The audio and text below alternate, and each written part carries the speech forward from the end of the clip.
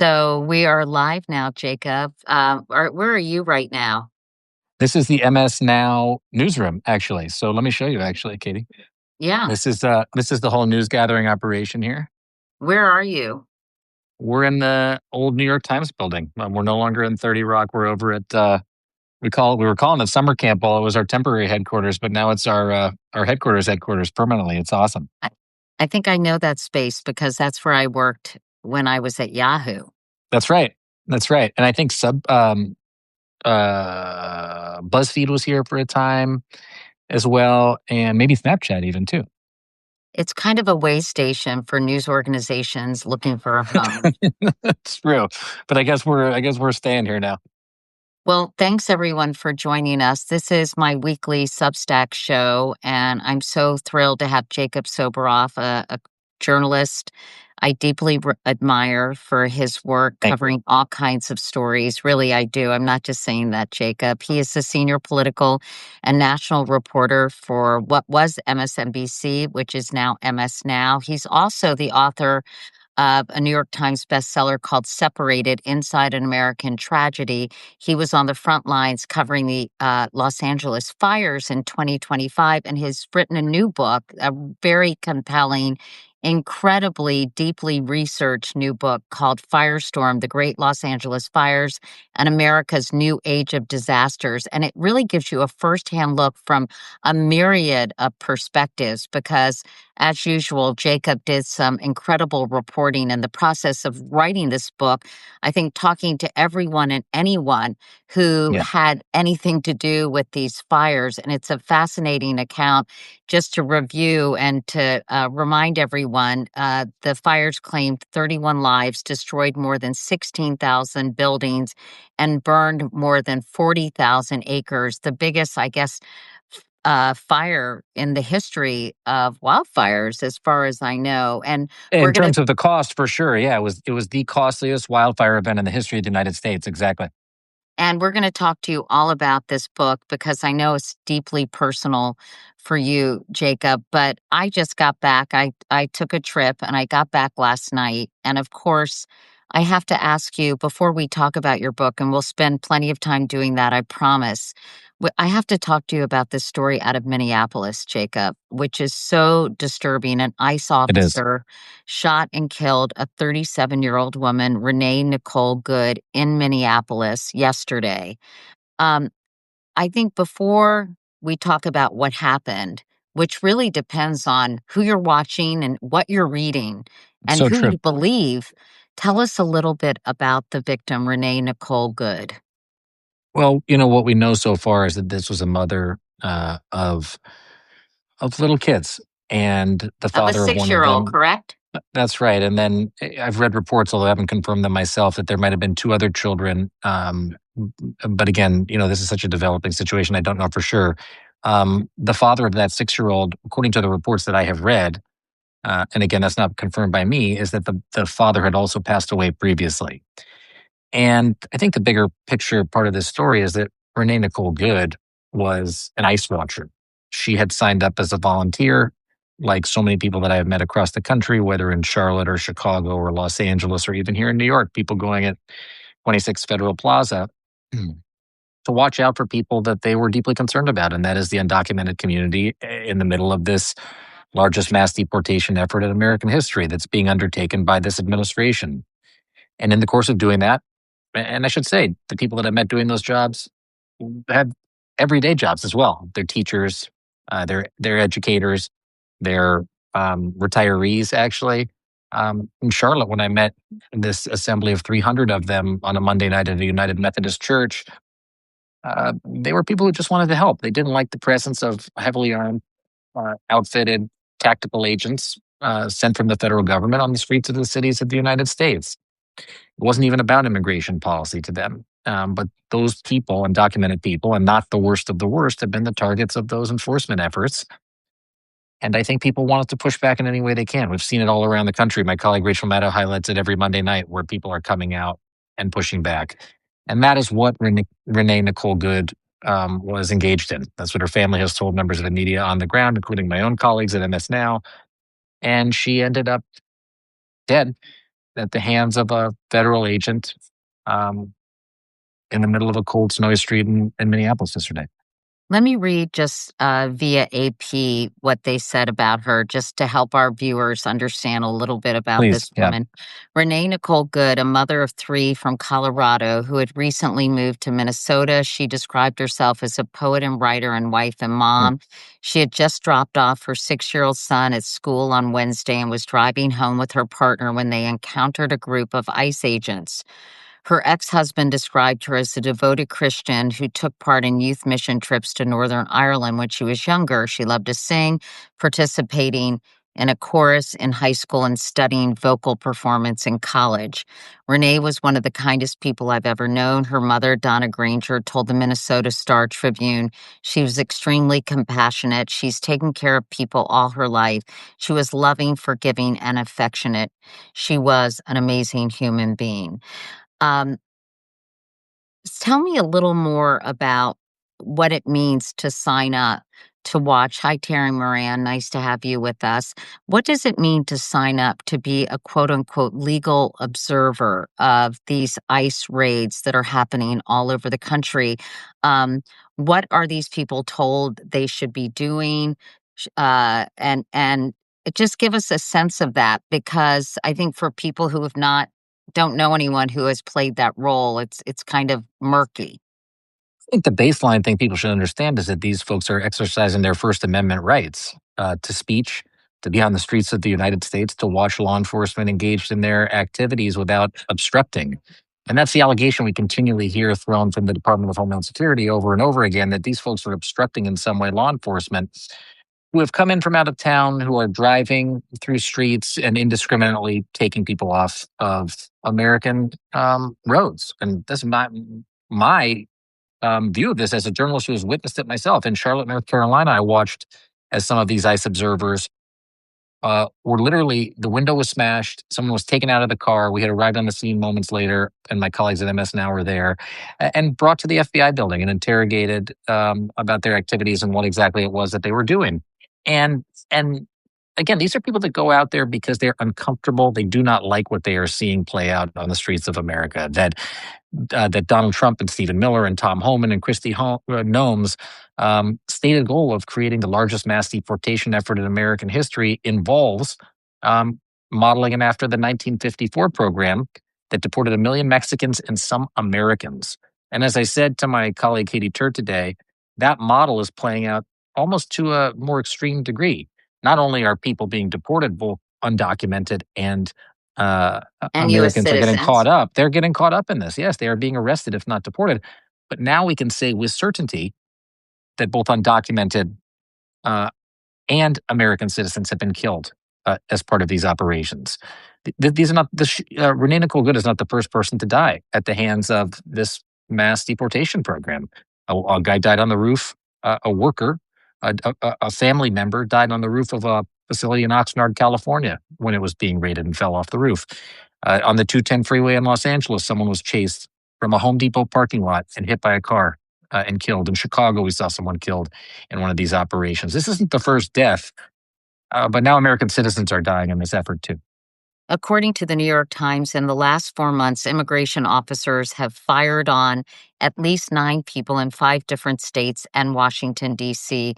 All of the individuals targeted in these shootings were like the woman killed in Minneapolis on Wednesday, fired on while in their vehicles. That's right. I I think it's important to note that you're hearing 2 very distinct narratives, one from the administration and administration officials, and one from many eyewitnesses, and honestly, from what we're able to glean from the videotape that was shot by neighbors of this incident in various angles, and to try to understand what was going on.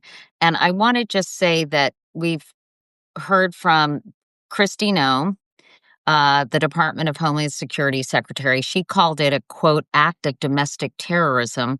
A spokesman for DHS said that an ICE agent opened fire after a woman weaponized her vehicle in an attempt to kill federal officers. We should also mention that Kristi Noem said that they were stuck in the snow. The videotape tells us a very different story. Mayor Jacob Frey, is it Fry, called the account bullshit. Trump said on Yep. social media that the agents had acted in self-defense and posted a very weird angle of the shooting, which showed literally nothing. So let's talk about that because uh, how will we ever really understand what happened? Because just a few hours ago, or within the last few hours, Jacob, as you know, the FBI said that They took over the Minneapolis. investigation from the local authorities. That's right. So from what you understand and talking to your colleagues from MS Now on the scene, what is your best understanding at this juncture of what happened here? Exactly what the videos show. And I can only look at the videos as any other outside observer can. I'm not on the ground in Minneapolis as some of my colleagues are. And Alex Tabbitt, I should give him a shout out, is doing just extraordinary reporting, has been there from the get go yesterday. It appears to show this agent discharging his weapon through the driver's side window of the car. And it just raises questions about tactics. Any local police department has policies and procedures and tactics for use of force. Many cities around the country have civilian review oversight boards, like here in New York or in Los Angeles, who adjudicate those uses of force by those officers. But there seems to be no signal by the federal government whatsoever that they're interested in engaging in that effort. Yes, the FBI is investigating, but you've got the Secretary of Homeland Security and the President and the Vice President today from the White House briefing room coming out and essentially saying that they believe that this officer was justified in their use of force, if not using that word specifically. And that And he shot her defensively. exactly, did it look that way to anybody? It certainly didn't look that way to me. And I think this is a moment where we have to reckon with what's happening here. This is what was promised. Tom Homan, the border czar, said to me on the second day of these mass raids in June of 2025 that he believed someone was going to die as a result of the efforts that was taking place on the streets. Gavin Newsom, J.B. Pritzker, other Democratic governors I've talked to as I've been to Chicago and to some of the other cities that this was happening in, say they believe that that language and these activities as a pretext for the administration to invoke the Insurrection Act to send troops to the streets of the United States. Donald Trump was defeated in courts of law, and he withdrew the National Guard just at the end of 2025 from all of these cities. But when I spoke to Gavin Newsom last Friday, we were together in Sacramento, he told me that he couldn't guarantee Californians that there wouldn't be troops on American cities because he believed that they were going to do this exact type of thing in order to invoke the Insurrection Act to put those troops back. And so many things are going on at once. Minnesotans are mourning. People around the country are mourning. Her family is mourning the life of Renee Nicole Good. But the administration is still attempting to find ways to ramp up this deportation effort, to put law enforcement, federal law enforcement, perhaps military, on American streets. And then there is still that effort, which is growing, in my estimation, of people trying to resist that. And this is the inevitable consequences. What Tom Homan telegraphed to me in June that would happen from that. And I just want to say to everybody that's watching, it was the people during family separation in 2018 that stopped these policies. It was protests on the street. It was exercising First Amendment rights. It was ultimately a bipartisan, not even bipartisan, universal condemnation of those policies. And around the world, the Pope spoke out. And I'm starting to see echoes of that right now. It's not Pope Francis. It's actually an American English-speaking Pope from Chicago, one of the cities in the streets that were raided by these same officers. People are noticing that what is happening is they're asking the question, let me put it this way, where's the humanity in all of this? Not only humanity, but accountability.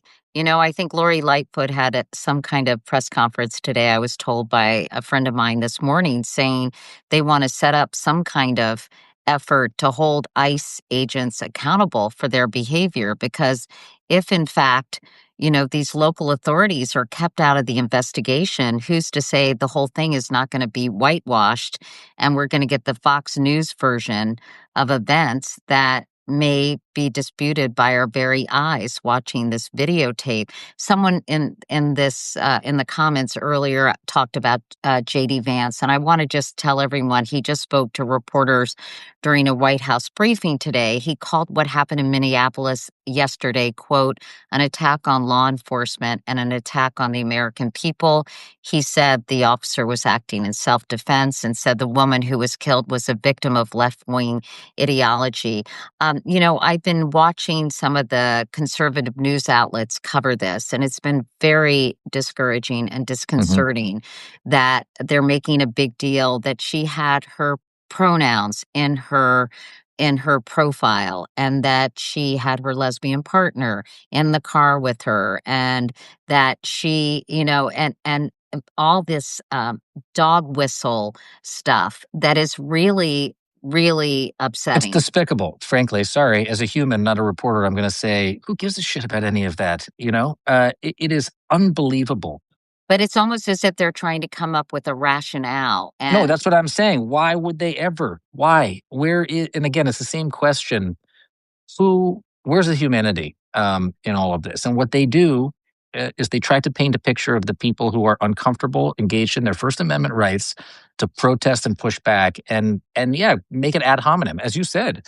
Go to the details of people's lives, paint a picture, tarnish them and their reputation in some way. When we should be looking at, as journalists, what we're doing is correct. We're telling the full context here. But what they should be doing, excuse me, as law enforcement and as government officials, looking at the facts on the ground. What happened in that incident on that street that resulted in this woman losing her life? Not who she loved, or where she came from, or what her pronouns were. I mean, are they joking? It's it's. I would say it's surprising and shocking, but it's not, unfortunately, because there's a pattern of this, and we have seen it time and again. And this is the playbook that they go back to. And so I think what you're doing, bearing witness, what people on the streets of Minneapolis are doing today, the people that I saw in the church in Charlotte, North Carolina, or the thousands of people that marched down Michigan Avenue or in downtown Los Angeles, they're exercising their rights in a way that this administration has tarnished, again, in the same way, by saying they're violent, they're rioters, they're mobs. No, they're not.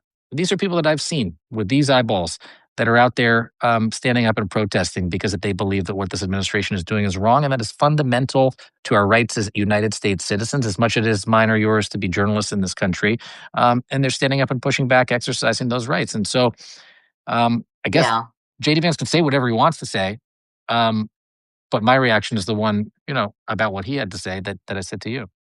And we're going to talk about the book, but I want to ask the question one of my followers is asking: is anyone legislating to get IDs of ICE agents? They are very secretive, and nobody knows who they are, and they wear masks. Yeah. But I guess the administration would claim they're being targeted, so they want to keep that secretive. There have been laws, statutes passed in different municipalities and cities around the country, states, about the unmasking of these ICE agents, and they have essentially said, the administration, we don't care. We're going to continue to do this and continue to move forward with the tactics that we're doing, and that's sort of been the MO, despite courts ruling against them every step of the way on so many of these different policies. And I think, again, just to emphasize, that's where the role of the people on the ground doing what they're doing in Minnesota, the journalists that are there, the people out in the streets exercising their rights, that is the check on the power of this administration right now, and it would be the check on the power of the previous administration as well. It doesn't matter who's in power; the ability to stand up and speak out and push back is fundamental to our rights as Americans, no matter what we do or who we are. And they seem to not have any regard for that. Do you think that the National Guard is going to be called into Minneapolis? I wouldn't be surprised. I was so fascinated by what Governor Walz said yesterday, because they're still under his control. And what he has said is how he wanted to tell people in Minneapolis that these are our neighbors. Um, these are people who work in our communities, who are being called up from Minneapolis and Minnesota to come out and protect you all, the people. And what I worry is that people don't remember that. I mean, I think that's his worry too, is that they think that those troops are sent there by Donald Trump or by Stephen Miller as a part of this immigration enforcement. And for now, that's not what's happening. But if Stephen Miller has said this, Donald Trump has said this. If the Insurrection Act is invoked, then they will be under the control of the president, and that's when things get very concerning. You mentioned Stephen Miller. That's a good segue to your book, Firestorm. I have a copy of it. Wait, hold it. Oh, thank you. Here it is. Is that there? Oh, there it is. Thank you. Okay, everyone. We're here also to talk to Jacob about his new book called Firestorm. It's about the great Los Angeles fires in America's new age of disaster. I think that second part is what makes it even more concerning, Jacob. Yeah. And one of the stories that you tell in your book is the fact that Katie Miller, who had pretty much blackballed you from the White House after your reporting on child separation, called you to find out what was happening with her in-laws' home. Tell us Yeah. about that phone call. You're in the middle of covering these fires, and she calls you ostensibly on your cell phone. Tell us about that conversation. I couldn't believe it. And just to give the context to everybody, I'm in the Palisades. You and I talked at the time while I was standing there amidst the flames. This is my childhood neighborhood that I'm watching carbonize with my own eyes. The house that I grew up in until I was 5 years old burned to the ground. And as I was delivering a live special report for Lester Holt, asking myself the questions that led me to write this book, Firestorm, how could this have happened? Will there be more of it? Are there people to blame?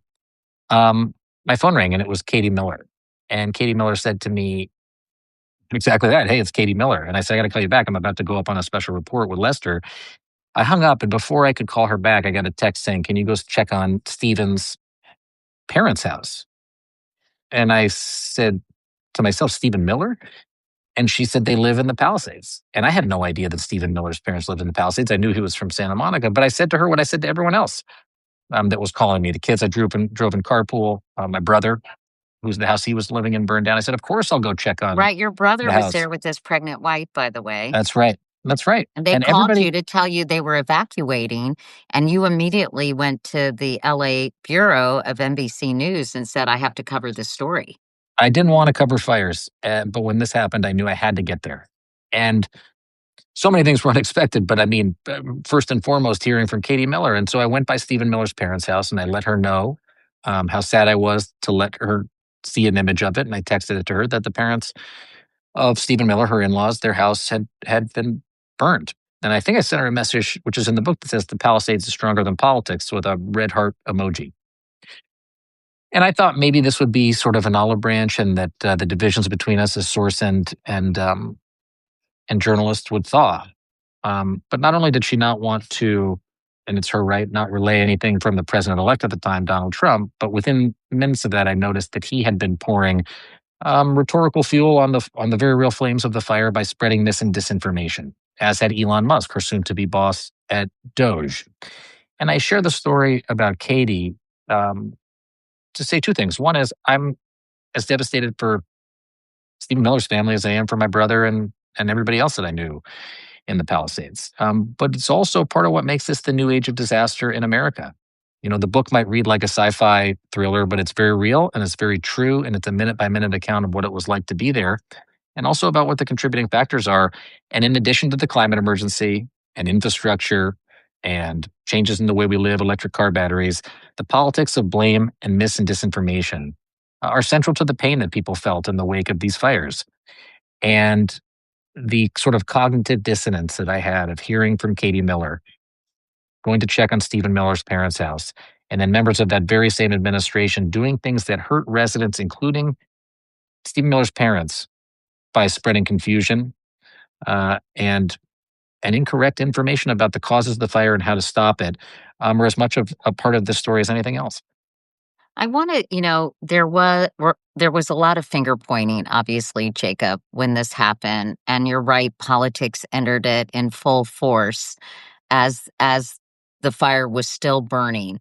But now, having written this book, can you tell us the forces that colluded, if you will, and why this happened? Sure. Because I still don't understand exactly what went wrong. There was, as I mentioned, so much, the blame game was in full force, and, there wasn't enough water in the reservoir, and Gavin Newsom and all this stuff. And can you tell us kind of all the things that made this happen?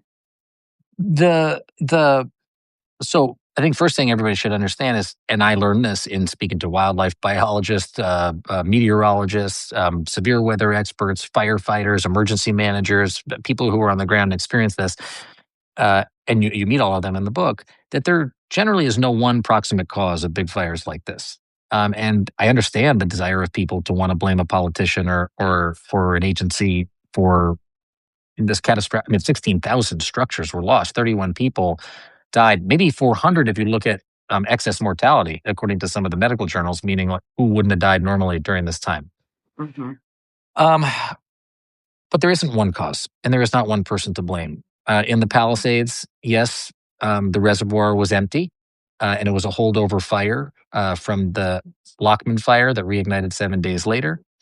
And in Altadena, faulty electrical equipment, in fact, dormant electrical equipment, re-electrified, creating the spark that created the Eaton fire. Um, but there isn't, and there are many questions. Let me just say, and I talk about this in the book. There are many questions to ask and investigate over many years. Would that water in the hydrants have made a difference? Civil engineers say most likely not. You were running every hydrant you could possibly run at any time. It's like turning all the faucets on in your house, and the pressure goes down. That reservoir was empty in the Palisades, but there wasn't an empty reservoir of that nature in Altadena, and they ran out of water too. Um, you look at whether or not firefighters should have been pre-deployed, or the mop-up of the original fire that became the Palisades fire could have been handled differently. Of course, there are Or what about questions. clearing kind of the dangerous brush that was around, neighborhoods? Weren't Yeah. wasn't that supposed to happen to prevent this from getting to these structures? Yes, and by statute, um, in certain places, brush clearance is mandated. I think that the reality is, though, that we live in the wildland urban interface. And I open the book, which is dedicated, you'll see, to my fellow Angelinos, but I open it with a quote from Mike Davis, the intellectual and professor, and um, This is very the fire of the future, is that? yeah. What Mike Davis said in his book Ecology of Fear in 1998 is that, and he was talking about a fire in Malibu. You could throw any number of firefighters at fires that are burning today in places like the San Gabriel Mountains over Altadena or the Santa Monica Mountains over the Palisades. But you will not be able to stop the ferocious nature of these blazes when they get going because of where we live and how we live. And this goes back to, I loved writing this scene in the book. You'll go back to the 1960s, when the catastrophic Bel Air fire burned through LA, and the fire department then created a documentary, a film called Design for Disaster, saying the way we live, the places we live, are basically designed to be incinerated in fires like this. The materials we use to build our homes, the places where I mean, you've, I'm sure, spent an incredible amount of time in Los Angeles. Is part of the reason it's so beautiful is the places where people live. And I think to realistically think we're not going to go through events like this, whether it's in LA or anywhere else across the nation at this point, is a fool's errand, because we don't control nature. Um, Nature controls us, and we think we can fight back against it with everything, and to a certain degree we can, but it's not going to stop events like this from happening in the future, and it hasn't been stopping them already. Look at Lahaina, look at the Camp Fire in Paradise, the hurricanes in North Carolina. You can name it. There are extreme weather events in every part of the country. And I think that what's frustrating is that people roll their eyes, some people, not all, when climate change is discussed. And climate change has only exacerbated these conditions. I mean, this man you quoted a minute ago, I mean, Yeah, that was written decades ago, but that's right. obviously it's changed dramatically. And it's just not our proximity to nature, it's how nature has evolved. Can you talk about that? I went to Greenland. I went to Greenland when I was reporting on immigration, actually, to look at the causes of migration from around the world. And when I was in Greenland, I saw with my own eyes the sea ice melting, resulting in rising sea levels and global warming around our planet.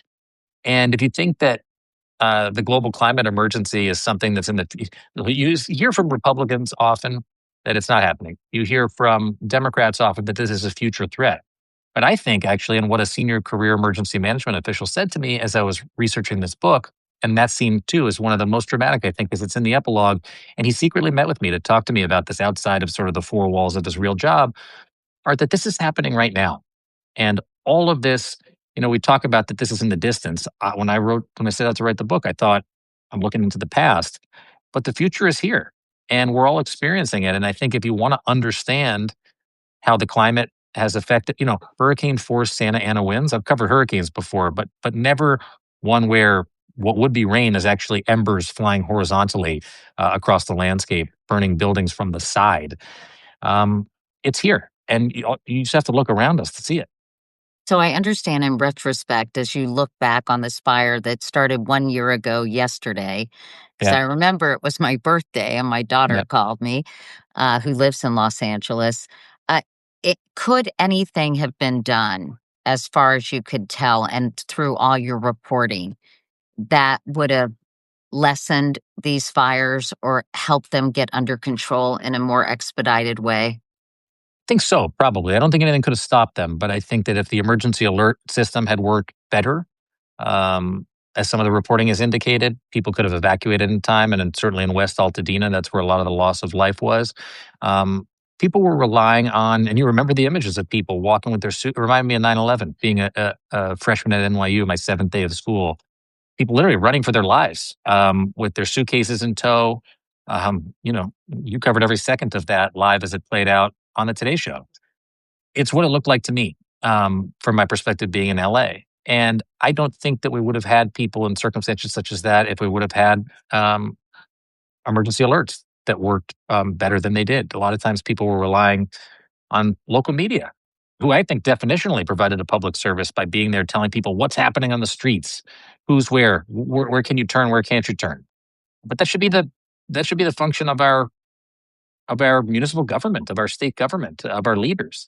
And people were relying on text message threads like you read about mine in the book with your family about what's happening and where to go.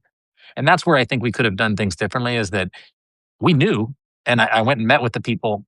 It was one of my favorite things in researching the book, that the guys from the National Weather Service, men and women in Oxnard, who predicted that this was going to happen. They put out a particularly dangerous situation alert in the days before the fire and said any spark in any of these areas will cause a catastrophic wildfire event. And it happened. Um, so why can't we convert that type of information into better readiness? That is a lasting question here that doesn't have a good answer yet. I'm curious how you think Karen Bass and Gavin Newsom come out in all of this. Karen Bass was not there. Remember, The of mayor of course LA, you correct? remember. I'm telling you, she was in, I believe, Ghana, That's right. and she came back a couple of days after the fires had started, or maybe one day. You can correct me if I'm wrong on that. Gavin Newsom, meanwhile, uh, was roundly criticized in some quarters. So now that you've done all this reporting, how do you feel about how they performed on the job?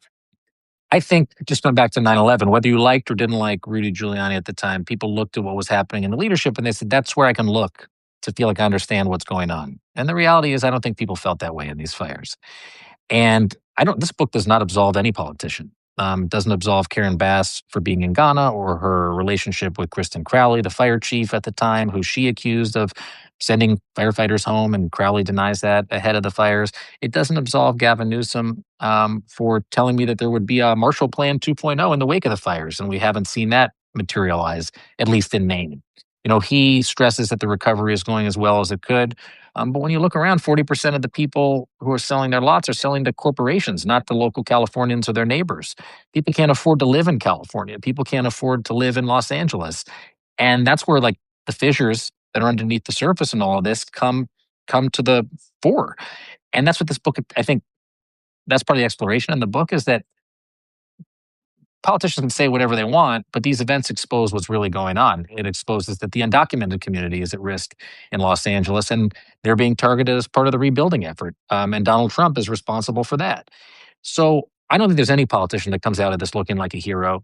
And I understand why all of them, like you said, in some quarters have been criticized. I also think it's important to remember that there isn't one person or one cause for events like this. And attempts to put blame on them will make people feel not awful for doing the blame game, but feel awful when one of these events happens again and a different politician is in charge because it's sure to happen again.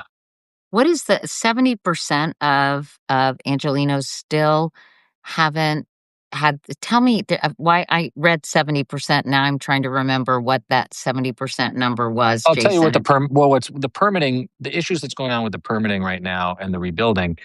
16,000 homes Oh, were that's right. destroyed, but I think only the low thousand, single thousand digits, maybe 3,000 single thousands have been permitted, and a smaller fraction of that have been actually rebuilt.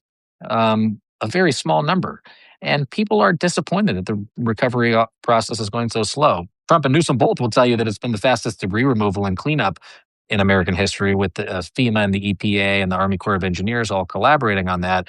But when you drive around both Altadena and you drive around the Palisades, it's a big, giant, open construction site with almost like a hodgepodge, a hopscotch pattern of homes and construction, and questions, frankly, Katie, too, about whether it's safe to go back, whether the Well, environmental conditions are safe. I want to ask you about that because I have friends who live in the Palisades and have sent me reports. In fact, I should have connected you with them while you were writing your book, but I'm sure you know these people We and always have a paperback. know this information about all the toxic materials that are in the soil. And a lot of it, they told me, was being shipped to Calabasas and, really, really dangerous material in the soil, making it really dangerous to rebuild there. It's part of the reason my brother hasn't moved back yet. The house he was living in burned down, but the house they were building for their new daughter survived. But they're concerned about the toxic materials. Tony Briscoe for the LA Times has done some great investigative reporting on this with his colleagues. Some of these substances were not tested for by the federal government. And I want to make sure I get the number right. Somebody will check me on it. But I think 20% of the soil testing that they did showed elevated levels of toxic substances that were not gone. This is all coming into the decision-making process of people who are trying to figure out if they can come back, when or if they can or will come back. In fact, let And me just read that 70% yeah, statistic. Julia, my producer, just highlighted it for me. More than 70% of residents who are displaced remain so, while 4 out of 10 yes, survivors have taken on debt, and almost half have wiped out much of their savings, it's according to awful. the most recent survey by the Department of Angels, a nonprofit advocacy group for survivors of the LA wildfires. It made me the statistics that you're reading just make me think about how difficult it is for anybody to get back. And I'm thinking of Herb and Lloyda Wilson, two people that you'll meet in the book. Um, I went back to McNally Avenue where I interviewed Governor Newsom for Meet the Press in Altadena because I wanted to meet the residents that lived on that street. So you know this. So often we just show up places, then we leave. Right. Um, but the book afforded me the opportunity to go back and say, I talked to this guy, and the street was almost a backdrop when I talked to the governor. But who lived here and who were they? Herb and Lloyda Wilson were UPS employees for decades, and they met and fell in love and were retired and were living on McNally. They've lived, I think Lloyd had told me when I saw her the other day, in 10 places since the fire. They can't find a place to settle. They have to continually be on the move. It's an issue of affordability, of availability, of a shortening housing supply in the city with more unhoused people than any other city in the nation. It goes back to what I said before. This fire gives us X-ray vision to see what's really going on under the surface in our society and the problems that we need to fix, so that when these fires unavoidably happen again, or other natural disasters, we thought the big one was going to be an earthquake. Turns out it was a fire, at least for now. Um, we can help people, and right now, I don't think we're well positioned to do that. I want to ask you about some of the characters because they really make this story come alive in your book. I think you dedicate it to your fellow Angelinos, as you mentioned.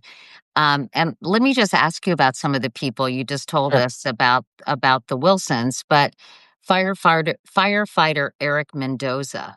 Yeah, unbelievable guy. Eric Mendoza was sort of at the end of his career in the Palisades Fire Station number 69, which is the fire station I grew up going to when I was a kid. When I think of the color red, I think of the fire truck in the Palisades Fire Station 69. they would open the big metal gate and we'd go in for fire service day and they'd let us jump on the engine and they'd land a helicopter across the street. Eric Mendoza uh, is an unbelievable human being. He laid on the ground prone on his stomach in the concrete because it was the coolest place he could be with temperatures approaching 1,000 degrees to open his hose to save any structure that he could. And when days after just going nonstop around the clock, he rushed back to his home in Acton to see his wife and his daughter. He collapsed as he crossed the threshold into the house, not only saying that he could barely breathe, but he couldn't wipe the soot out of his eyes and the stuff out of his ears. They took him to urgent care to put him on corticosteroids and oxygen. And only God knows what the future holds for people like Firefighter Mendoza in terms of being able to survive. I was saying that Nick Schuler from Cal Fire told me, another firefighter, it was the first fire he was ever in where he thought he might get cancer fighting the fires. Well, I would love to know about that because it's so interesting. This does have many parallels to when I covered 9/11, Mhm. because obviously I covered that day and many weeks and, in fact, years after that. But then when I went to CBS, I did a piece on 60 Minutes and I interviewed firefighters. I And of remember that. course, nobody really believed them.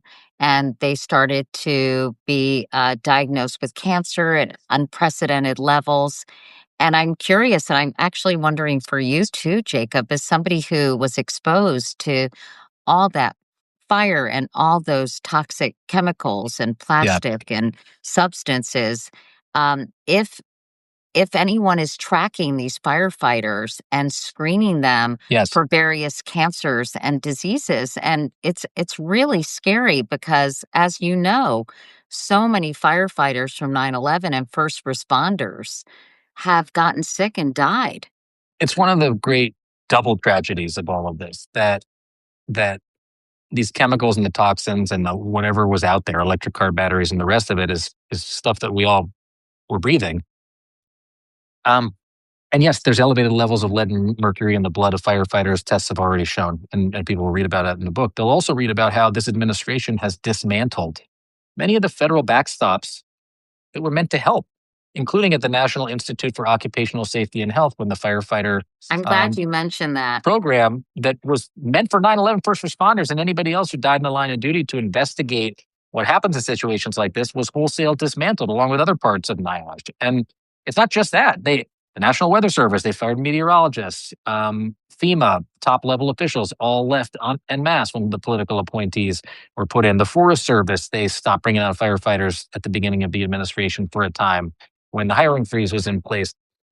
You cannot overstate the impact of this administration's policies on firefighters, wildland firefighters, or on firefighters who are in urban settings. And I think the one that you've keyed in on is the most important one, to be able to look at their health and safety in the aftermath of events like this. So, is that being done? Out at the National Institute for Occupational Safety and Health, for a time they were putting that program back in place, but Is so it being many done locally though, Jacob, or any there are kind of? studies that are, yes, and universities are engaging in these studies. And that's what I was saying, is that we already know from some of these studies that lead and mercury is elevated in the blood of the firefighters. And so now there will be ongoing tracking. I don't, off the top of my head, I don't know the names of the entities, but I can go back and look this up. And I did write about one of them in the epilogue, that is engaged in this project because like with 9/11 or like with any of these other um, urban blazes that happen and take the lives of firefighters, um, over time, it's the only way we'll know actually what the ramifications of this are. And just to bring this full circle with a final question, Jacob, it's ironic because I think, as you mentioned early in our conversation, many undocumented workers are Yeah. the exact people who are the bread and butter and the backbone of bringing Los Angeles back. Talk about the impact ICE raids have had on this workforce and their ability to do the work that needs to be done, because I know that a lot of the coverage on the 1 year anniversary has shown neighborhoods just completely devastated and nothing really has changed from a year ago. Yeah, it's incalculable, I actually think it's fair to say. When I was with Gavin Newsom on Friday, I asked him that exact question. What's the impact of CBP and ICE on the recovery? And he said it's decimated the construction industry. And, I reported on the ICE raids in the immediate aftermath of the fire. Where do they go? to look for the quote unquote worst of the worst, which they're not looking for at all, as a matter of fact. I'm sorry, I shouldn't say that, which is not the primary target of these raids at all. Um, it's the parking lots of Home Depots where people are standing around looking to get an honest day's work in order to show up on a construction site like the ones that are so badly needed in the Palisades and in Altadena. And those workers are being targeted on a regular basis by this administration as LA needs them more than ever. I was going to say, is it slowing down the recovery process significantly? That's what Newsom thinks. That's what Newsom thinks, and that's what he said to me. He believes that it's not only depressing the labor force in the industry, but other administration policies like tariffs too have hurt because of the cost of materials are prohibitive for so many people. And so it's this intersection of national policy from the Trump administration and the realities on the ground of what who Angelinos are. You know, 10% of them are undocumented. They're our neighbors and our coworkers and our friends and our fellow parishioners and the people that work in the construction industry that are trying to bring LA back. I went out with Pablo Alvarado from the National Day Laborer Organizing Network right after the fire, and actually Eva Longoria, who had made a big donation to them. He was saying day laborers have always been there after tragedy. After Sandy, they showed up. After Katrina, they showed up. It's why you have big Latino populations in places like New Orleans in some cases, because people relocated to engage in the rebuilding and the recovery effort and became part of those communities. And now those are the same people who are being targeted. And you read about some of them in Firestorm. And I think that's the while it is a TikTok, a minute by minute accounting of what it was like to be there, it's the realities of life afterwards. And this is a huge one, and it's affecting the recovery. Well, the book, as you mentioned, is called Firestorm: The Great Los Angeles Fires and America's New Age of Disaster.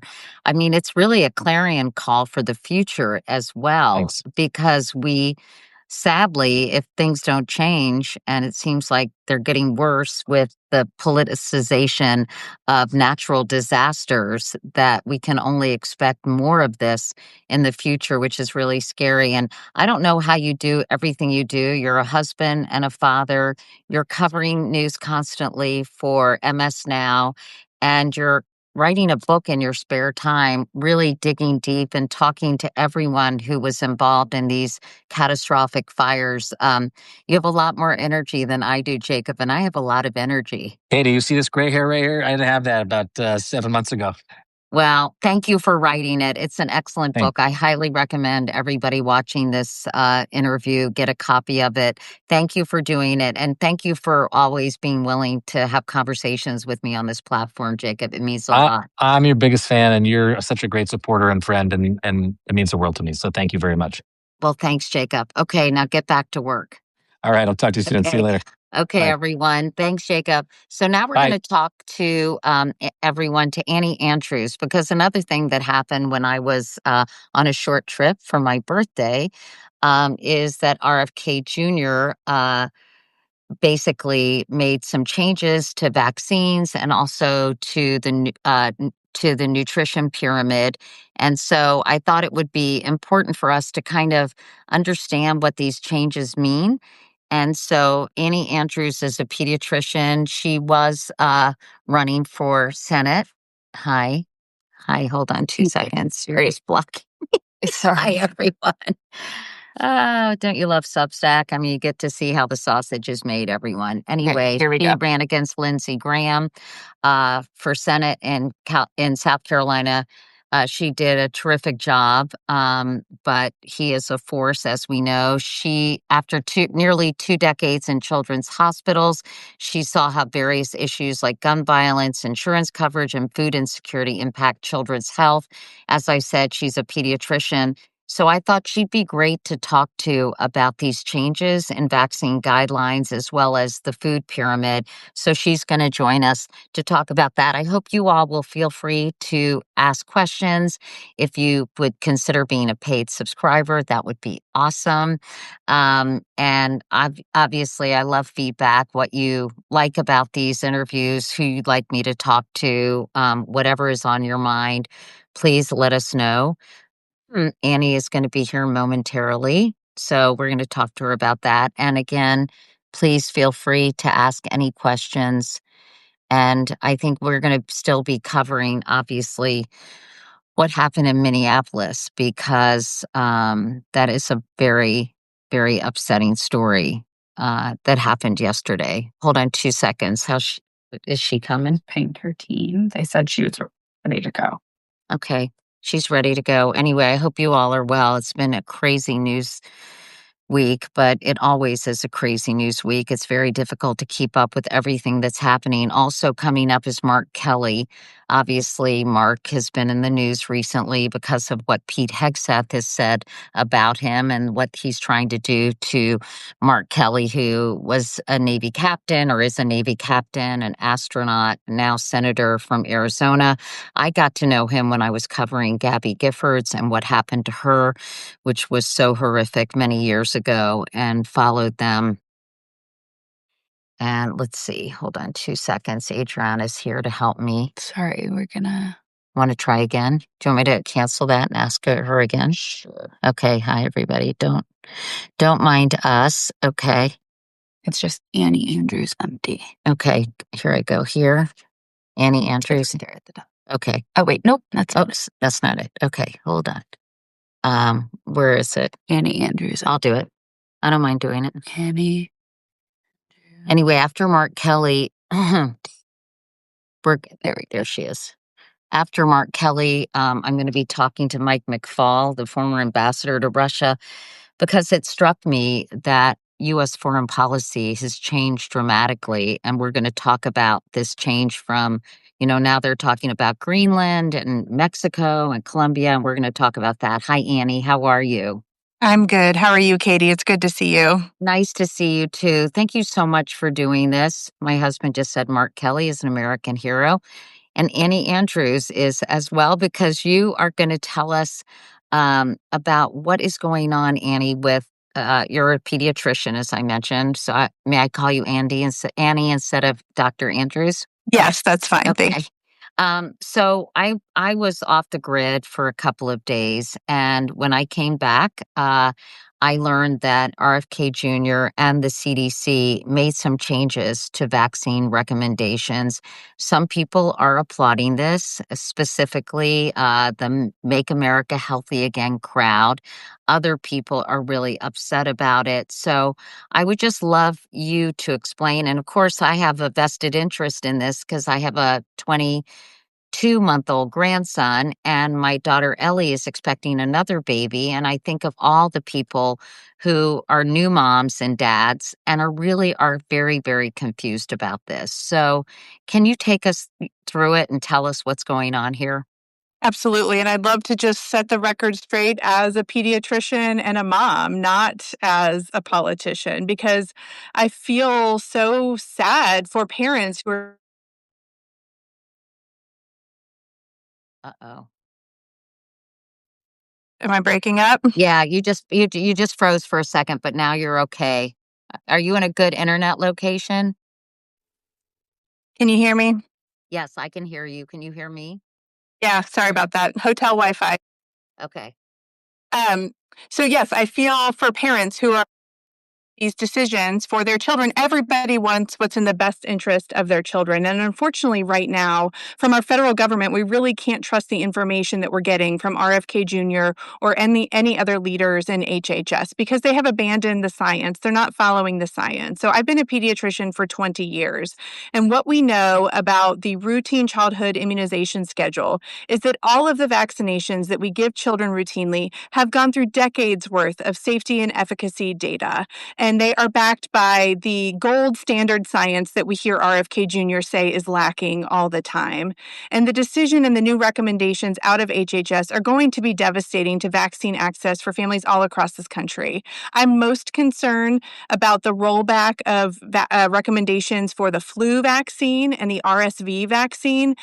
I was just working in the children's hospital in our nation's capital last week, Katie, and I went from hospital room to hospital room to hospital room, taking care of infants all the way up to teenagers who had the flu, who had the RSV, many of whom had both, and many of whom had superimposed bacterial pneumonia. They're in the hospital with high-grade fevers, requiring oxygen.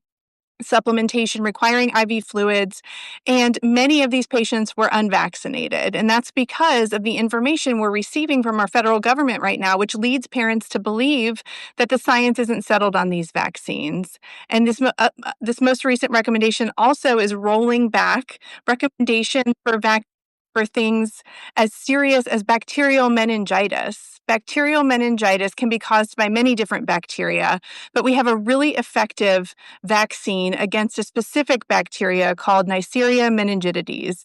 And the scary thing when you learn about Neisseria meningitidis in medical school is a child can go from well appearing with a low-grade fever to dead in a matter of hours. And this miracle, this scientific breakthrough of the meningitis vaccine has saved countless lives. And now our Department of HHS is saying we don't need that vaccine anymore. And to me, this is just devastating and unbelievable, but also exactly where I knew our government was going to go from the moment RFK Jr. was nominated to lead HHS.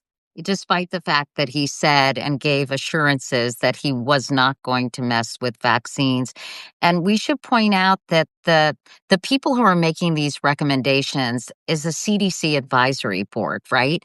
These are like sort of the experts in vaccines. And that whole group was fired. Basically, they canned all these people and they brought in, can just talk about the transition, all these vaccine skeptics who were obviously going to, carry out RFK Jr.'s wish in terms of vaccines.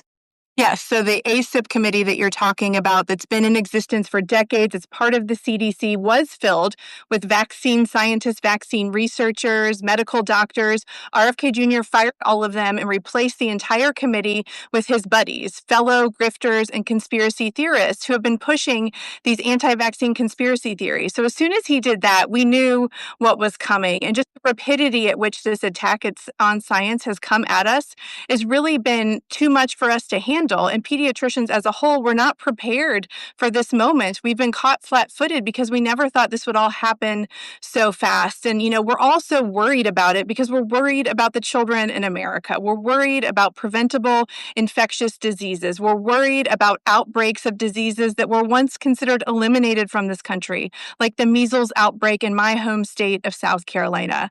And, we have enough problems in this country. Our healthcare system has enough problems. We don't be bringing back yesterday's diseases. Can you talk about well, I'm going to ask this question and then I'll ask you about the National Academy of Pediatrics and sort of what all the really respected medical organizations are saying about this. But Postcards from Home is saying, this is a great question. What are health departments doing to reach out to non-English speaking parents, not just Spanish, but others? In other words, how do you fight this? How do you, what is the position of doctors like you, Annie, and other pediatricians and other medical experts who believe in the science and believe that the vaccine schedule as it stood is the right one to adhere to? I mean, this is the thing about the American healthcare system is it's already so fragmented. We live in a vast country. There is a lot of people who live in this country, and our public health system is fragmented, which makes these changes even more devastating. We've heard a lot of talk about, well, why don't we adopt Denmark's vaccine schedule? Why don't we adopt some of these European vaccine schedules that offer fewer vaccines? Denmark as a country is about the size of South Carolina, and they have universal health care. So we have a lot of barriers to healthcare access, not to mention the barrier this reader just mentioned, which is, people who don't speak English. How are we going to reach them and prove to them that these vaccines are recommended, they are life-saving, and they are safe and effective? And I'm so deeply worried because whenever changes like this happen, it hits the most vulnerable people first. And that includes children living in rural areas, that includes children living in poverty, and children who come from non-English speaking families. And this didn't have to be this way. A lot of people are saying, hey, this more closely follows European guidelines, which, in your view, is not necessarily a good thing. You mentioned Denmark, but talk about this comparison and why you're troubled by it. If we want to adopt Denmark's vaccine schedule, first of all, we can't because our country really looks nothing like Denmark. But then I would argue, can we also please adopt their healthcare system and their gun laws? Why are we picking and choosing what we want to take from Denmark? Our vaccination schedule was built for the healthcare system and the public health and the population and the geography of our country specifically. I hear RFK Jr. and his cronies complaining all the time about how we have so many more vaccines now than we did back in the 70s and 80s. And yes, that is because of medical breakthroughs. That is because of the brilliance of American scientists who have figured out how to prevent diseases that used to kill children at such high rates. If you go back, if you walk through a graveyard, you can see headstones that look like cradles because children used to die all the time from polio and whooping cough and bacterial pneumonia and bacterial meningitis. And the life expectancy in this country is so much higher than it used to be. And a great deal of that is because of the advent of modern immunizations. And the fact that we're just ignoring the science, the fact that we've elevated RFK Jr. to lead our HHS it's just beyond the pale. And it will take pediatricians and other healthcare professionals like me decades to recover from the level of disinformation that has been sown into this conversation. Tell me what impact this has had on your practice and tell us a little bit about your patient population, because it may not be necessarily representative of all the people you're concerned about. What are parents saying to you? What questions are they asking, and what are you telling them? Yeah, so I work in a hospital setting. So when I'm talking to parents, their child has been admitted to the hospital. We often have conversations about vaccinations.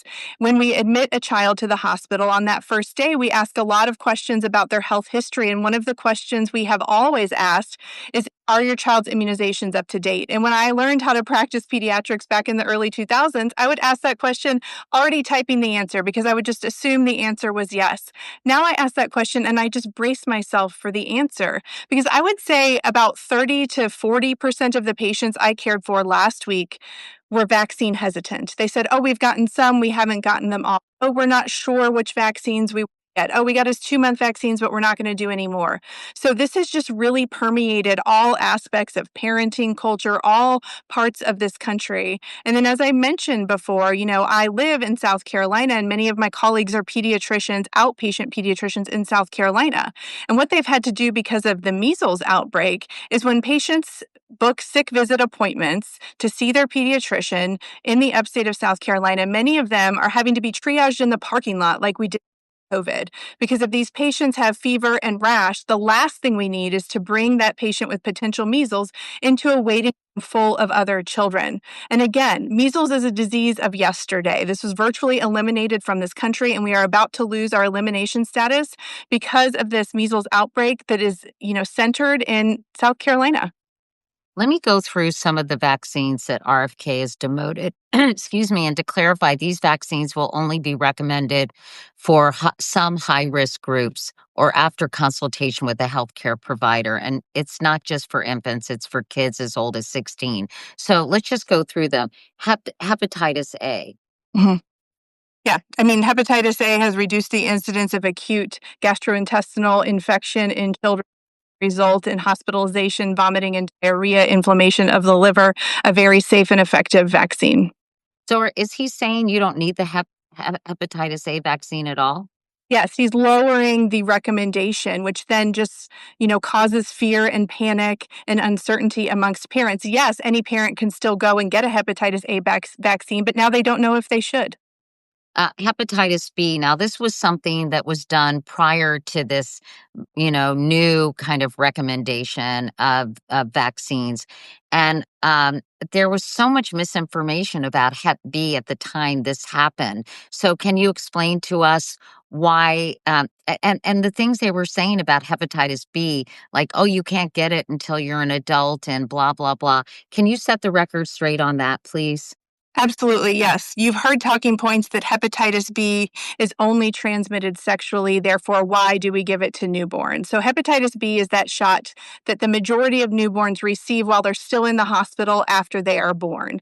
And since we've recommended universal hepatitis B vaccination in the newborn period, the rates of chronic liver disease related to hepatitis B have plummeted. This has been an extremely effective public health intervention. And the thing about hepatitis B is, yes, it can be transmitted sexually, but it can also be transmitted perinatally, which means while the baby is born, it can be transmitted from the mom to the baby.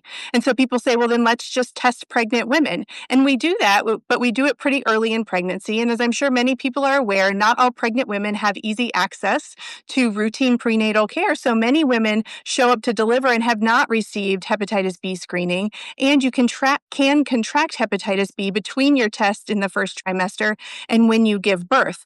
The majority of adults with hepatitis B don't know that they have hepatitis B. It can also be transmitted just from household objects to an infant. So this was an incredibly effective public health intervention that led to a significant decrease in the incidence of chronic liver disease. And there's absolutely no reason that they should have rolled back this recommendation. Again, these are not mandates. These are recommendations from the Public Health Department of the United States. And now the recommendations that are being offered by RFK Jr. and HHS are not at all rooted in evidence-based medicine.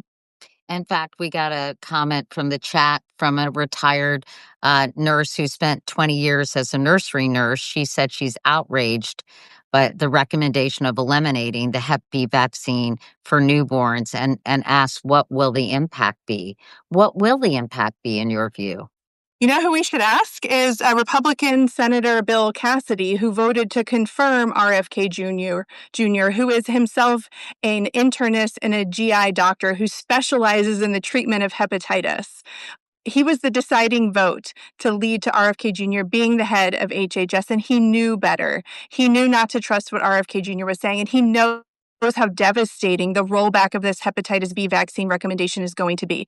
It's going to result in a higher rate of chronic hepatitis B infection, which can lead to cirrhosis and liver failure, lifelong liver disease, ultimately resulting in death or the need for a liver transplant. And again, the hepatitis B vaccine is safe and effective, and there's absolutely no excuse for rolling back this recommendation. What about, okay, I can't say this word, thank you, you do it. It's the bacteria, the meningococcal vaccine, Neisseria meningitidis, all really big words. And this is the most scary bacteria that I ever remember learning about in medical school. And I shared a story on my social media platforms about how devastating this bacteria can be. So it is a bacteria that can cause bloodstream infections and it can cause meningitis. And this is the one when you think about the vaccines that college kids get before they go off to college. This is that meningitis vaccine that was so important for college kids to get because the disease can spread really rapidly when people are living in close quarters like you do in college dorms.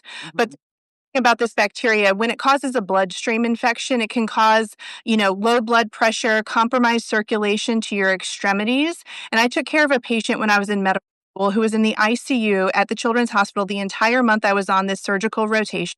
She came in with a fever. She very quickly declined. She was critically ill. And because of this bacteria that we can prevent and vaccinate for, she ended up with 3 extremity amputations. She had to go to the OR multiple times every week, complicated skin grafts. She lost 3 of her limbs because of this devastating bacterial infection that we can effectively prevent with the meningitis vaccine that now our Department of Health and Human Services is no longer recommending. Well, what is the rationale that they're using to say you don't need it? Your guess on this one is as good as mine. This is the one that has physicians the most up in arms because of how devastating these infections are. And we can only imagine what's going to happen if people are not vaccinated for this. What about the rotavirus? Yeah, so when I first started practicing pediatrics during the winter and spring season, the hospitals were full of children with respiratory illnesses and rotavirus. Rotavirus is a viral infection that causes, it's a GI bug, essentially. It causes vomiting and voluminous, watery diarrhea. And when the vaccine introduced in the late 90s, we saw hospitalization rates for rotavirus infection, primarily in infants, plummet. Again, it changed the face of the practice of pediatrics in this country. It was as close to a medical miracle as I have ever witnessed as a pediatrician. And it is an incredibly safe and effective vaccine, and there is no justification to roll back the recommendation here. Respiratory Syncytial virus, yeah. RSV, let's just say it that way. Yeah, so RSV is really one of the most common causes of hospitalization, even today, for infants and young children. It is basically when you get a bad cold, and in kids, it moves to their lungs, often causing them to have really fast breathing, a need for supplemental oxygen. Often, when kids are breathing that fast, they can't take their bottle, so they need supplementary IV fluids. 60% of the patients I took care of last week had RSV infections. And the RSV vaccine was first introduced for high risk premature infants, and it did a great deal to reduce the incidence of serious diseases in that high risk population. But now, just of the past year or two, it's actually recommended for all infants in their first RSV season. And it's a wonderful opportunity for parents to protect their children from really the most common respiratory virus that can lead to hospitalization in kids. And kids with RSV, many of them aren't sick enough to come to the hospital, but some of them are. And some of the ones who come to the hospital end up in the ICU with a breathing tube on a ventilator. And some of those patients end up coding and have neurologic devastation. And some patients every year in this country die from this preventable viral infection. And finally, influenza. And of course, they demoted COVID last year as well. Tell me about the rationale for that and the impact you think that will have. Yeah, so I'm sure you've seen some of the news about how serious our flu season has been. We're seeing a moderately severe flu season as it has been categorized, rapid spread of flu A all across this country. And unfortunately, the seasonal flu vaccine for this year has not been a great match to the circulating strain of influenza. Flu is a little bit different than most of the other diseases we've been talking about because it really does change year to year. So you do need to get an updated flu vaccine every year to protect yourself. So even though it's not a good match this year, I got my flu vaccine. I got a flu vaccine. Isn't it? I got a flu shot at CVS. Is it better though, even if it's not a good match? Does Yeah, it provide some yeah. protection? Yes, it will reduce the severity of illness if you do contract the flu. That means fewer people will show up in the emergency department, the hospital, the ICU, and fewer people will die. So, absolutely, it is still very important to protect yourself and the people that you love to get the flu vaccine. What about COVID, the COVID vaccine? I think people do have COVID vaccine a little bit, Annie, and they're like, oh my God, do I have to get another effing COVID shot? And I understand that. And, this conversation that we're having today, so much of this vaccine hesitancy, so much of the ascendance of RFK Jr. and the MAHA movement is rooted in that distrust and the divisiveness that we saw out of our federal government around the COVID-19 pandemic. I don't think we'd be having this conversation today if we hadn't, as a globe, gone through that pandemic. I think back to the early days of the pandemic as a scared mother of very young children, a practicing pediatrician. And Mhm. remember when the country felt so united against, a common enemy, which was this virus. And then just over a matter of days, weeks, and months, the powers that be, politicians, use that virus to divide us and to sow distrust in science and public health experts in this country. And the ridiculous conversations that were had around masks, the doubt about the efficacy of the COVID-19 vaccine, all of that has led to this more broad conversation, this anti-science movement we're witnessing as a country. So it is really devastating. COVID-19 is still a very serious infection. I took care of a child under the age of 1 last week who had COVID-19 and it was causing croup, which is an inflammation in her upper airway. She ended up spending most of the week in the ICU on very high level respiratory support. And I was very worried about this child. So we need to do what we can to prevent the spread of all of these respiratory viruses in this very serious respiratory viral season. I wanted to ask you, Robin, who is one of my followers, wants me to ask you about the HPV vaccine. It's interesting because that has a much lower compliance rate in the United States than it does in other places in the world. That's the human papilloma virus, which really can prevent, thank you, Adriana, which can prevent cervical cancer, right? And both boys and girls it's a 3-shot thing in puberty. It was recommended. It was developed, gosh, I think what do you think, like 10 or 15 years ago? My daughter's got it. Yeah. Anyway, I don't think I can hear you. Can I hear Annie? So probably about 15 years ago. Yeah, yeah, yeah. So what about that? What are they saying about that vaccine? So, that vaccine has had a PR problem since it was released. I'm so happy to hear your daughter was vaccinated. My oldest daughter has also. Awesome. Good. It is a cancer vaccine, period. It is a cancer vaccine. If someone came and offered you a vaccine so that you could protect your child from a very common form of cancer, why in the world would you say no? Again, I keep overusing the term medical miracle, but this was a true breakthrough. And in many countries where the uptake of the vaccine has been much higher than it has here in the US, they have seen a virtual elimination of cervical cancer, which is incredible. So many women's lives have been saved by the HPV vaccine. It's important for girls and boys to get that vaccine because boys often are the ones who are transmitting the cancer-causing strains of HPV to women. And HPV is a virus that lives on surfaces. It can live on your toothbrush. It can live on your hairbrush. It can be anywhere. And we need to protect young people before they become sexually active to protect them from contracting the HPV, the cancer-causing strains of HPV. And that's exactly what that 3-dose series of the HPV vaccine does. And I highly recommend following recommendations by your pediatrician to get that full series to protect your child from cervical cancer. We talked a little bit about how vaccine hesitancy exploded during COVID, but it's been around for a long time. There's an excellent documentary that I highly recommend called "A Shot in the Arm," really about the anti-vax movement. But one of the charges is, there's this Andrew Wakefield, I believe, who has been discredited, was taking money from an anti-vax group or whatever. But these things just don't seem to go away. And this idea that the vaccines contain toxins, people talk about mercury. Can you kind of set the record straight on that? I've talked about this a million times, but I feel like it bears repeating. It absolutely does in this moment we find ourselves in. Yes, there is absolutely no link between vaccines and autism. And the paper published by Andrew Wakefield that you mentioned was retracted by the journal that published it. Andrew Wakefield admitted that he falsified the data. There has never been any scientific evidence that there is a link between vaccinations and autism.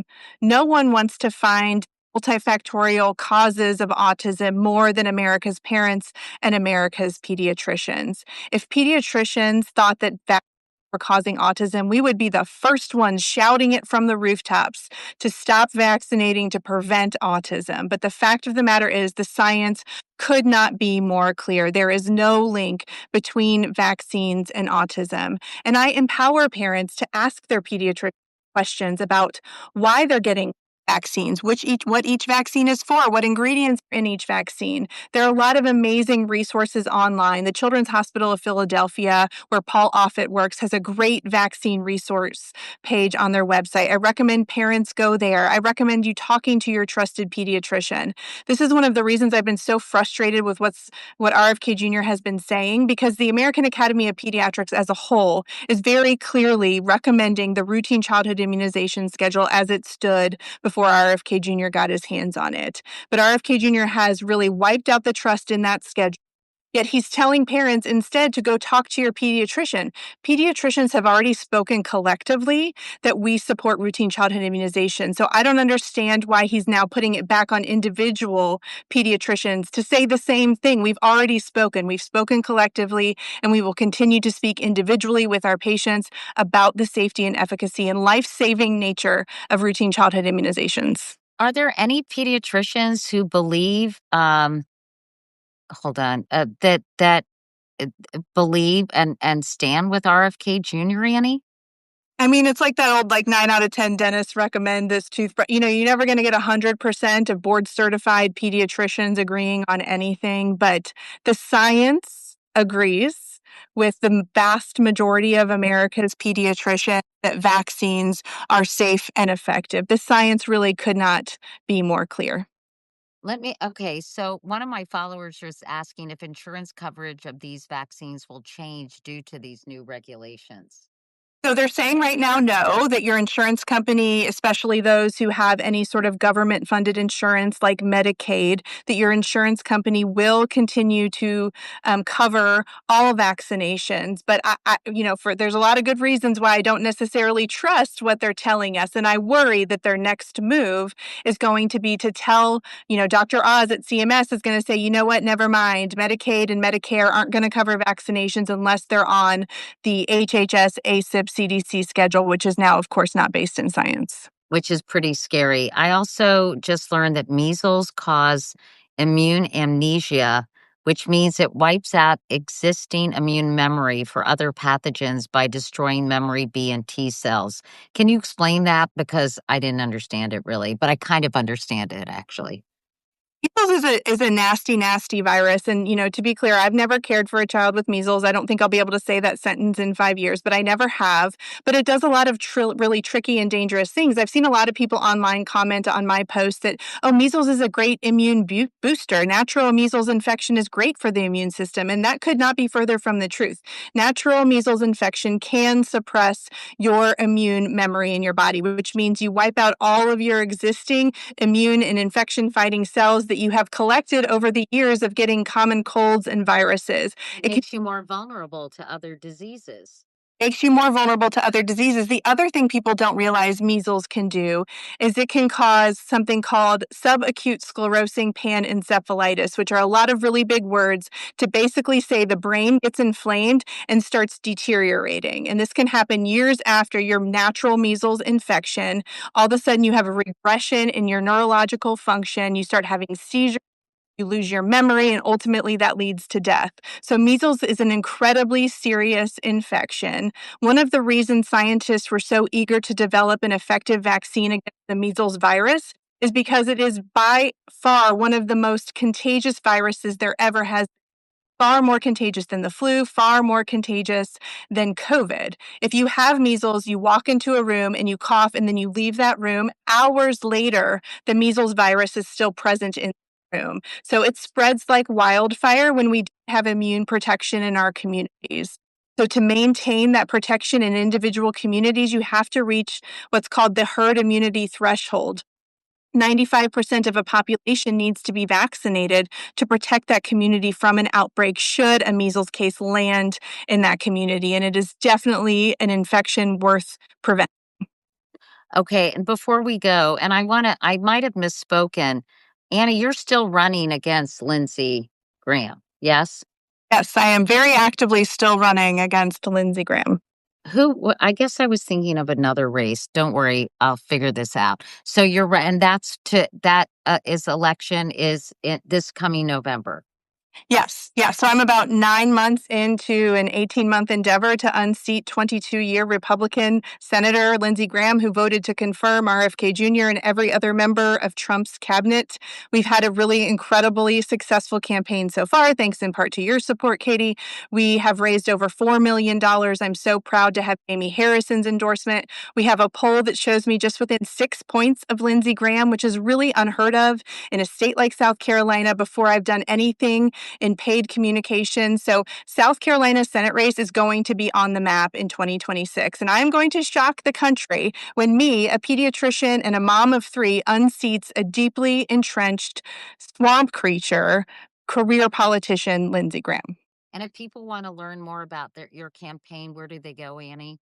DrAnnieAndrews.com, and also follow me on all social media platforms. I'm very active pushing back against HHS and RFK Jr., especially on my Instagram page. I'm at Annie Andrews MD there. Please follow along. Please sign up to volunteer if you're interested in sending Lindsey Graham home. Donate to my campaign if you're interested in sending Lindsey Graham home. And I'm just so grateful that you gave me this platform, Katie, to be able to share some really scientifically sound information about these really terrifying infections and these really distressing moves by our Department of HHS. Well, I think you're so great. You're so eloquent and explain it so well. Before we go, and we only have 2 minutes because Mark Kelly is joining me, and that's a whole other story, which we'll talk about. But they changed the food pyramid today, and I wanted to hear your views on that.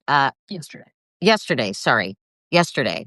The USDA retired the entire pyramid concept, replacing. Okay, don't worry about that. Tell us about the food pyramid, the changes that have been made, and why they concern you.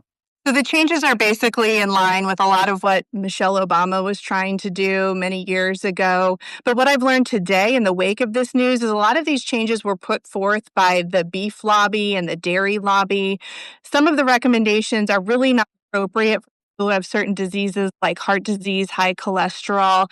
But what I'm worried about is they're missing the point. You know, they have this new slogan, eat real food. Well, you know what? 14% of the people in my state don't have access to real food because they live in food deserts. Their food stamps are being taken away by Republican politicians. You know, they can't find fresh fruit and vegetables. They can't afford fresh food. So there are legislative solutions to address America's issue with finding real whole grains, real fruits and vegetables. And a fancy slogan and a little picture that says eat real food is not going to get the job done. And in fact, Christopher Gardner, a nutrition expert at Stanford, who is a member of the Dietary Guidelines Advisory Committee, which reviewed all the nutrition evidence, said, quote, "I'm very disappointed in the new pyramid that features red meat and saturated fat sources at the very top, as if that's something to prioritize. It goes against decades and decades of evidence and research." So I think we're hearing a lot about that. Why do you think they did that? To kind of justify eating at McDonald's? That's a great point. I don't know. I think, you know, there's a lot of powerful groups behind the decisions that are being made right now. But I think what the message needs to be, we need to question all of the medical and health recommendations coming out of our Department of HHS right now. We need to win in November 2026. We need to win in 2028 so we can fully fund the CDC and the NIH and put scientists and doctors in charge of these institutions so that we can really start to make Americans healthy again. Yeah. Well, thank you, Dr. Andrews, Annie Andrews. I really appreciate your time. And as we said, follow Annie on all of her social media platforms. She sets the record straight. Unfortunately, she's forced to do that on a regular basis, given what this administration is doing vis-a-vis science and medicine and evidence-based research. Annie, thank you. Thank you. And please tell my friend Mark Kelly I said hello. I will. I'll tell him. Okay, he's coming up next. Thank you, Annie. All right, so now we have Mark Kelly who is standing by. This is crazy, you guys. Hold on. We've been very busy today. As I mentioned earlier, I got to know Mark when I covered the attempt on his wife, Gabby Gifford's life. And we have become friends over the years. And that's why I wanted to talk to him when I read about the things Pete Hegseth has been saying. This is Senator Mark Kelly. He served as a U.S. Navy combat pilot, a NASA astronaut prior to joining Congress, and he has been at the center of attention. And quite frankly, Mark, I've been seeing you everywhere. Senator Kelly, thank you. Can you hear me? Yeah, I can hear you now. I turned the volume up. Okay, good. Thank you. Thank you, Mark, for joining us. Okay, a lot happened when I took this little 5-day trip for my birthday, including you in the crosshairs of Pete Hegseth. You know, we talked about this before, and I just want to get your reaction first and foremost when you heard what Pete Hegseth wanted to do, basically, which was that he wanted to censure you, or he censured you for conduct that was seditious in nature. And this all stems from a video that you made in November with some other U.S. Service members who are members of Congress, saying that members of the military had the right to refuse unlawful orders. And we talked about that. You corrected me and said unlawful orders. So I just would love, I know you've been a lot of places talking about this, but when you first heard about it, Mark, what did you think? Well, you mean this week when I got the letter of censure or initially? So let me back up a little bit. Back to the video. That was in November. We said something that was basically follow the law, Right. reminding service members that they shouldn't follow illegal orders. The president said, Well, since you're backtracking, what prompted you to put that video together in the first place? the commander in chief is a guy who in 2016 said the military should be killing the children and spouses of terrorists, family members. That means kids. U.S. military should do that. Brett Baer of Fox News said to him the U.S. military would not do that because that would be illegal. Donald Trump said, the military will follow my orders. He also has said he would be shooting, or he asked about shooting protesters, U.S. citizens, in the legs in his prior administration. And then this time around, he's talking about sending U.S. troops into cities and using those cities as training grounds for the U.S. military. What that means is using U.S. citizens for the military to train on. That is a recipe for huge problems. It's also illegal too, isn't it? Because of the posse comitatus law and all that. All kinds of legal issues, with this. So we were really concerned, and it might not just be from, Donald Trump, but you create a certain environment and you run the risk of, somebody being asked to do something that is illegal. There's a plaque at West Point, and it says, when the law and the orders are in conflict, you follow the law. Members of the military are trained on this from pretty early in their career. I remember getting this training when I was at the U.S. Merchant Marine Academy in naval science classes. But some people aren't reminded of this very frequently. It was a simple reminder, and we did not expect the reaction we got out of the president. I thought even this president, if he said anything, he would have said something like, well, of course, members of the military shouldn't follow illegal orders. But that's not what he said. He said we should be hanged.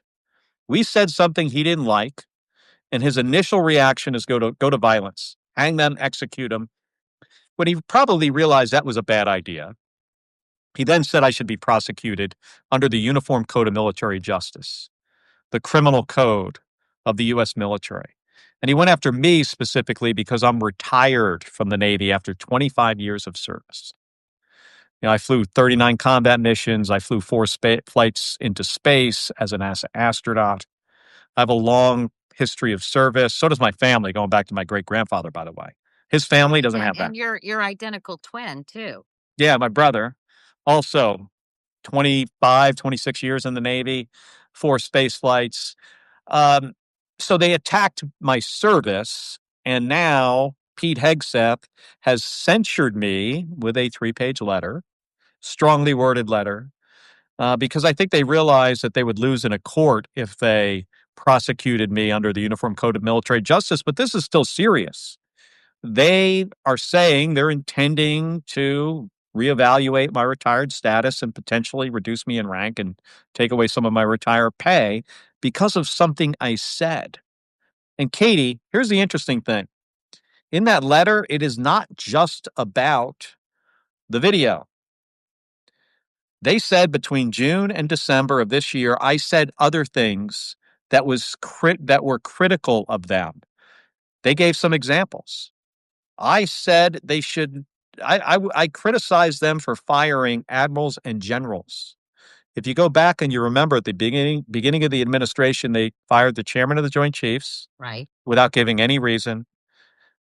General Brown, who's a black man. They fired the woman who was the Lisa Franchetti, who was the chief of naval operations. They fired the head of the Coast Guard, also a woman. And I criticized them for that because I thought they deserved it.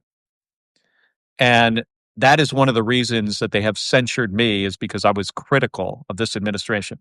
Not only am I allowed to be critical, as is any U.S. citizen of the government. That's a First Amendment right we all have. I'm on the Armed Services Committee. It is my responsibility, is oversight of the Department of Defense.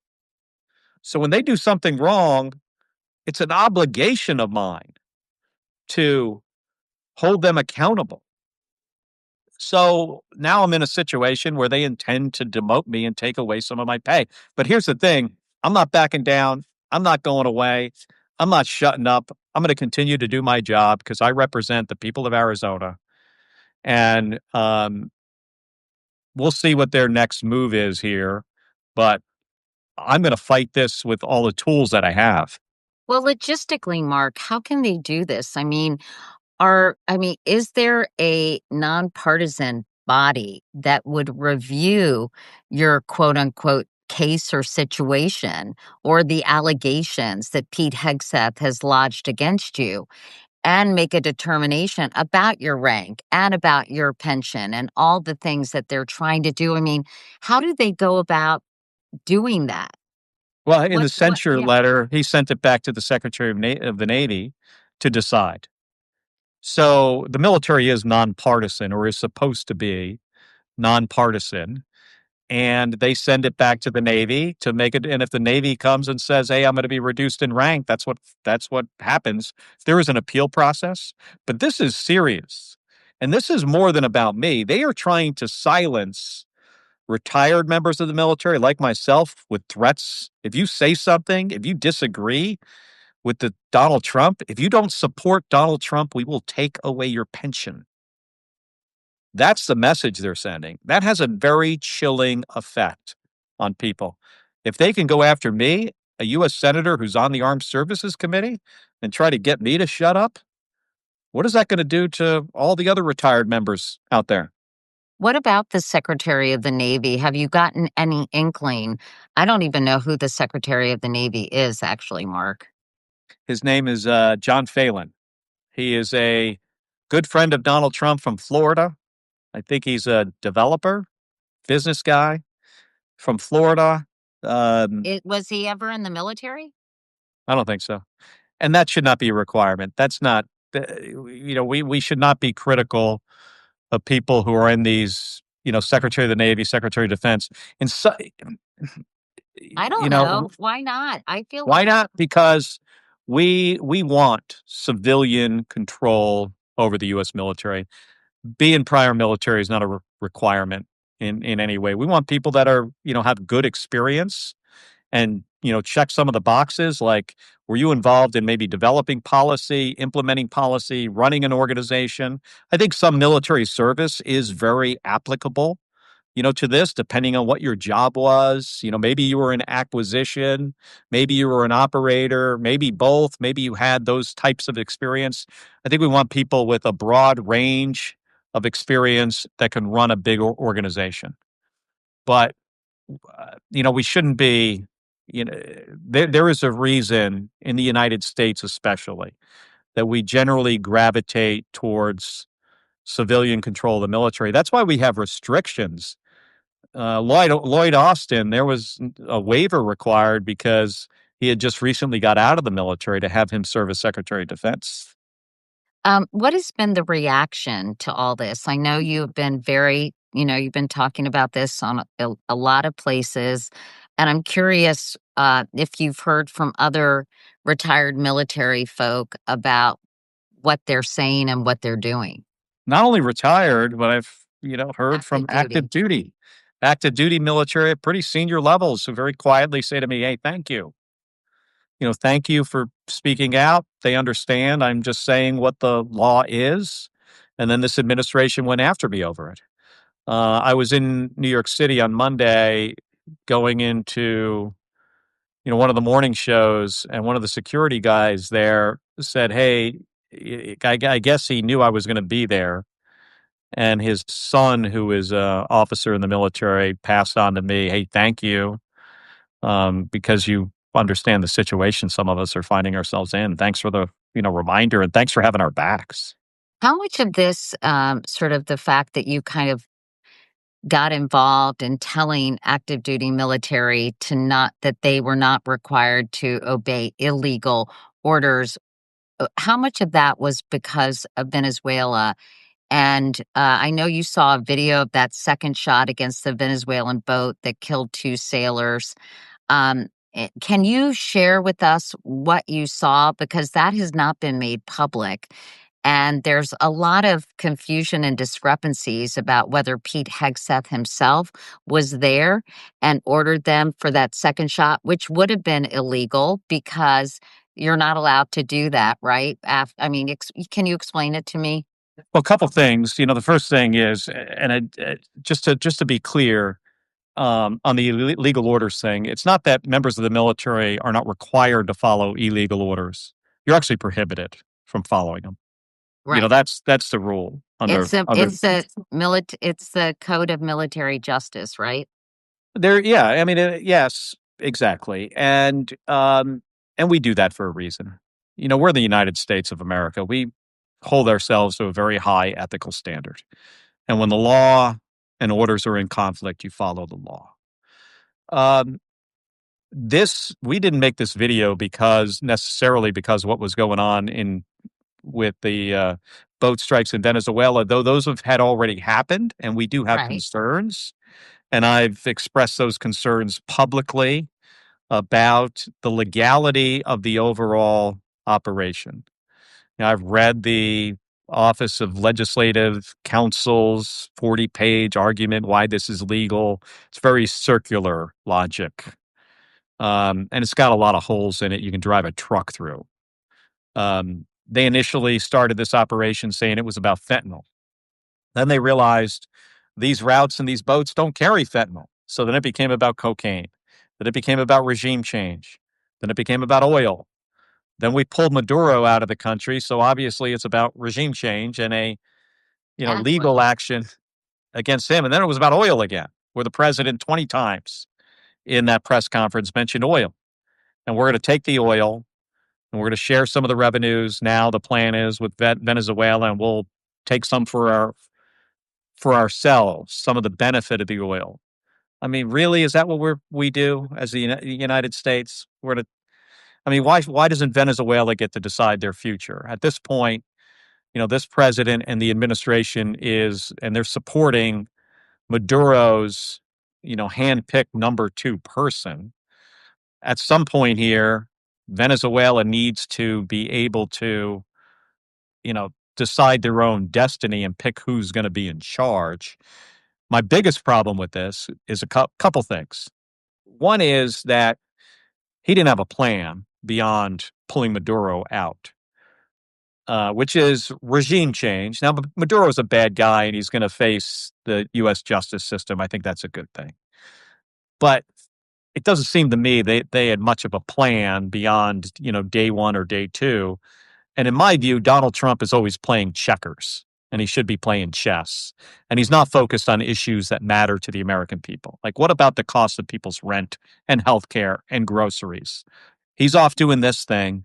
He's not spending any time on that. Why do you think he did it? Why? I really cannot figure it out. I mean, some people say it's because Maduro did a dance that was mocking Donald Trump. I mean, think about how petty that is, putting U.S. service members at risk. Maybe it's because, I mean, there was a bounty, a reward for Maduro, and now he's indicted. He's clearly a bad guy and should be prosecuted to the fullest extent of the law. But it's sort of inexplicable because Juan Hernandez, who was convicted by a U.S. jury, was in prison for basically doing the same kind of drug trafficking into the United States. You're talking about the president of Honduras. President of Honduras, Juan Hernandez, was pardoned by Donald Trump. Donald Trump can't even really give an answer that makes any sense. He says, well, somebody in my administration told me that this guy was not treated fairly. He was convicted by a U.S. jury, sentenced to 45 years. I think he served around 6 months, and Donald Trump lets him go. I think that story, what are the details of that, is going to be really interesting as people find out over the years. So I worry about Venezuela, devolving into something like what happened in Iraq when we tried to get rid of Saddam Hussein. Regime change is a lot more complicated than we often think. Usually doesn't go well. South Vietnam, Cuba, Libya, Iraq, Afghanistan.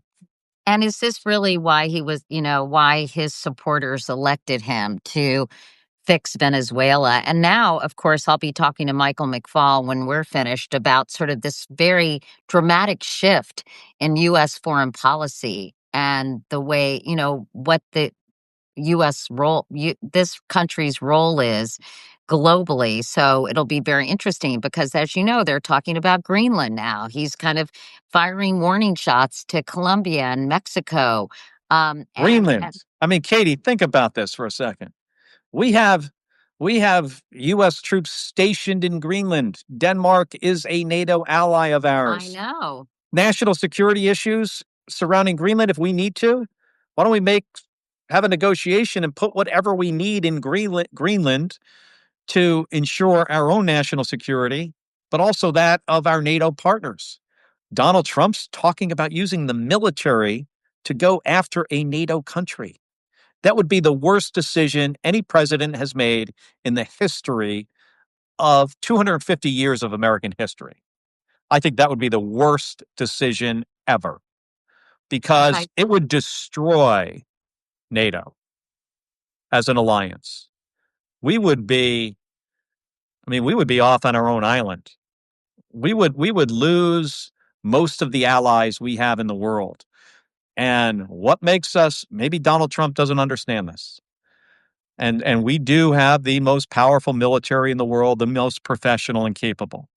But what makes us a real superpower is we have friends around the world.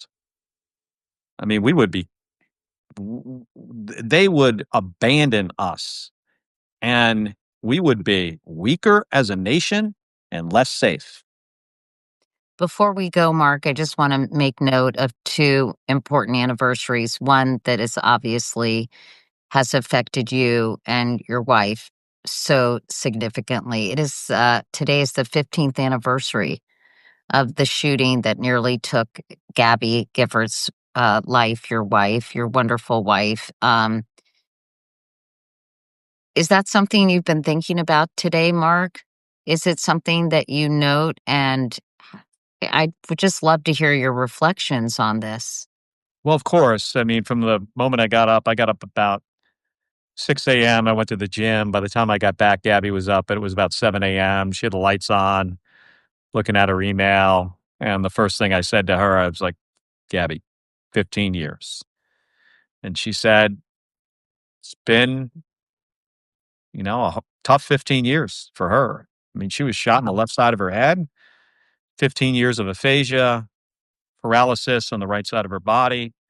But, immediately she just makes the complete turn and says, don't look back, move ahead, even after 15 years. She is like one direction only, and that's in the positive direction.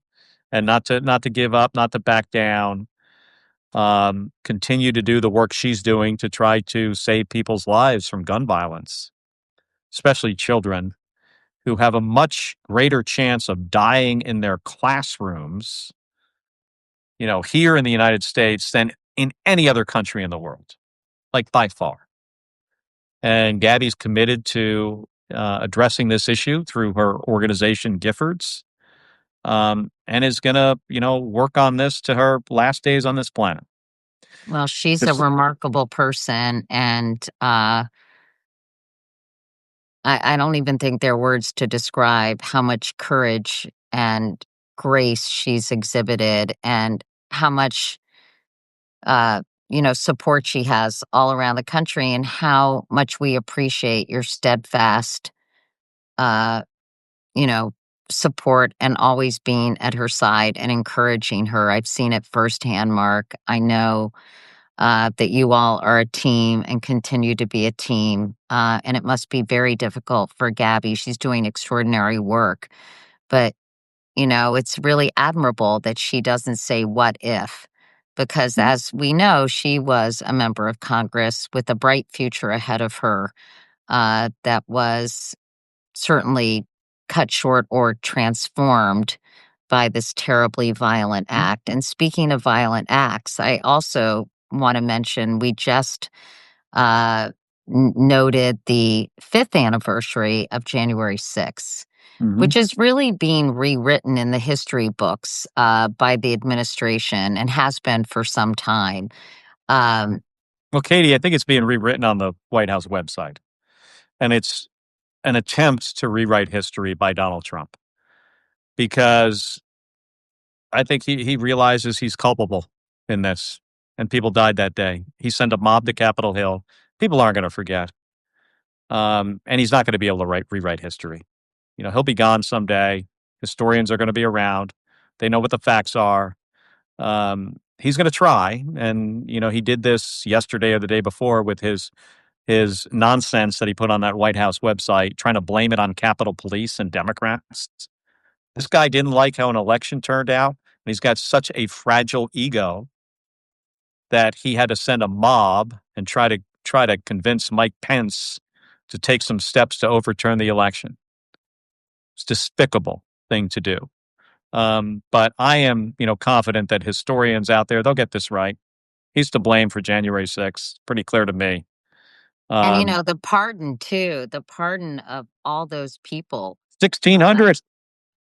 without any kind of discrimination about the ones who committed violent crimes and the ones who might have just been a part of it and gotten swept up in it. I mean, just all of them pardoned. And now many of them, well, I don't know the number. Adriana, do you remember the number of people who Are back in prison Yeah, to because they were bad people. Hey, I've got my dad's police jacket up there on the wall. You can't see it. It's right over here. Well, take your phone and show it to us. Can you show us? Right there. Yeah. That's my dad's police jacket. My mom was also a police officer. Many of those 1,600 people that wound up in prison, convicted by a jury, or they negotiated some deal. They assaulted police officers.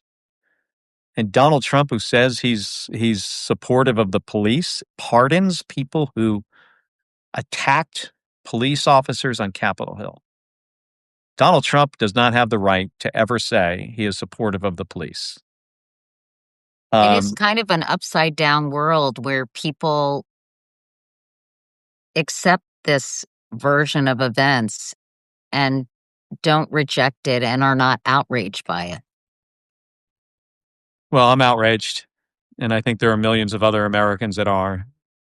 For some reason that I have a hard time understanding, he won the last election, and he did, and he's back in office. We've got 3 more years. We're going to get through this. We're going to come out the other end after 2026, I think, in a better place. We'll have some more levers to put a check on the corruption. He's the most corrupt president in the history of our country by far. I mean, this guy is lining his pockets with billions of dollars in cash, sometimes at the expense of his own supporters, selling them a bunch of junk, tennis shoes and bad meat and wine. Now meme coins, gold watches. I kind of wonder if they're really gold. Phones that you're never going to get. Has anybody gotten a Trump phone yet? They paid for them. So this is, ripping off his own supporters. But then the corruption with other countries and deals he's doing around the world, we've never seen anything like this. But I'm confident we're going to get through this. And 3 years from now, we'll be able to start to put the pieces back together of our damaged democracy. The Democratic Party in polls, Mark, is not doing very well either. And I'd love to just No, it's in the toilet.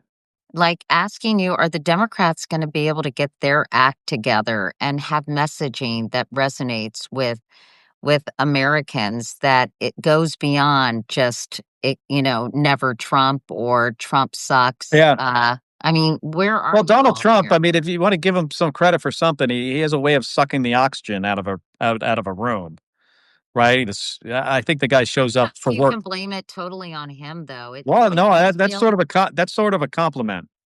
Yeah, that he has the ability to dominate the news cycle and make it all about him all the time. And I think he understands the media really well, and he understands politics really well, to his benefit.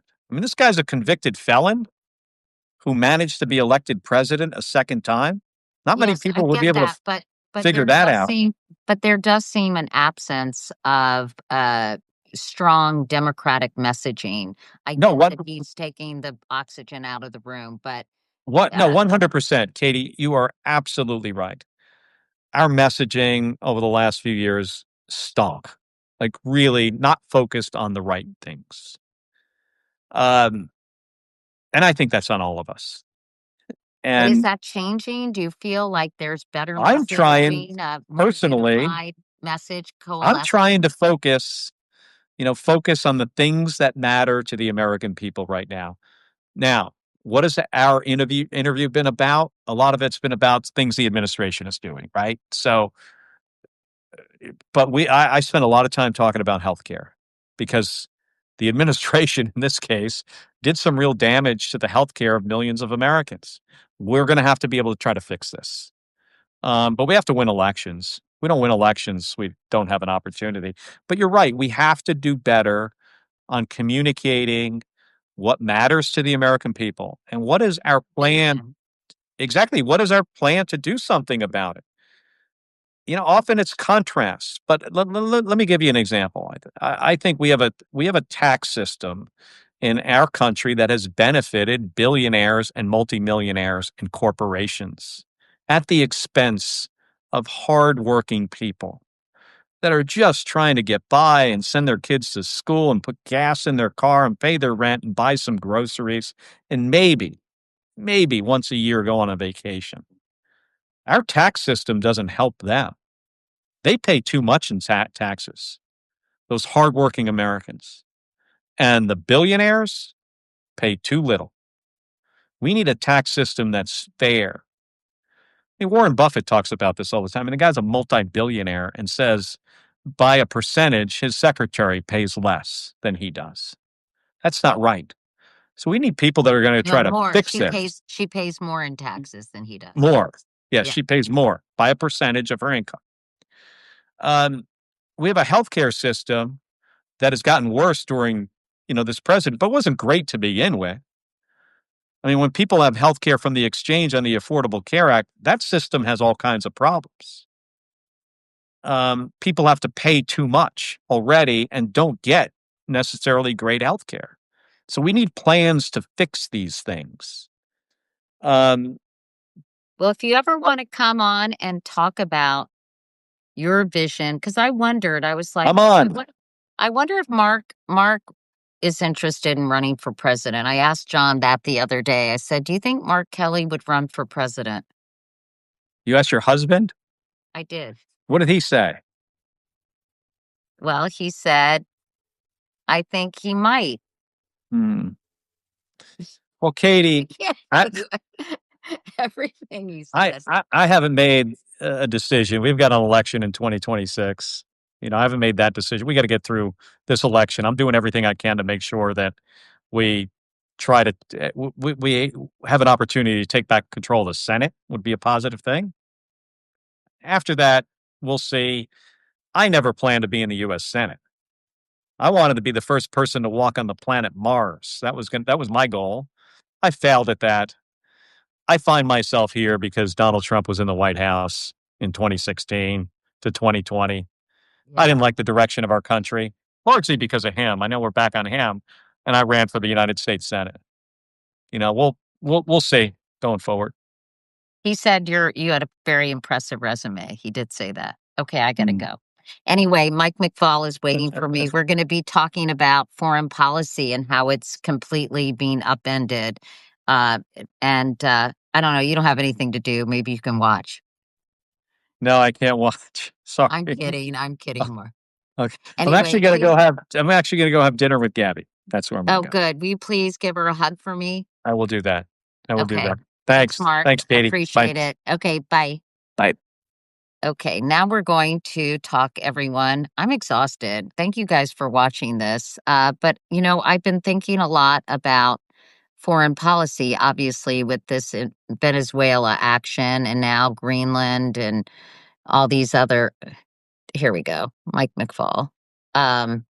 So it made me really want to talk to somebody who is an expert in foreign policy, because clearly it's a tremendous departure from the way U.S. foreign policy has been conducted since the end of World War II. And I'm no foreign policy expert. I talked to Richard Haass about this a lot.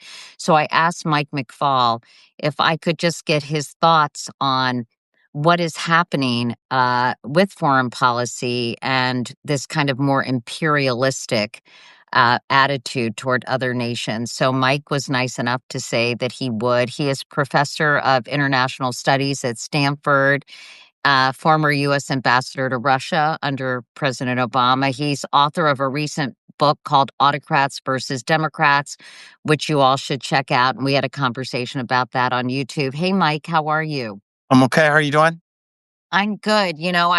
I've been thinking about you a lot in recent days, ever since the U.S. went in and basically got Maduro and his wife and brought them to the U.S. I don't call him president because he really shouldn't be called president, according to a Yes. lot of people, because Good point.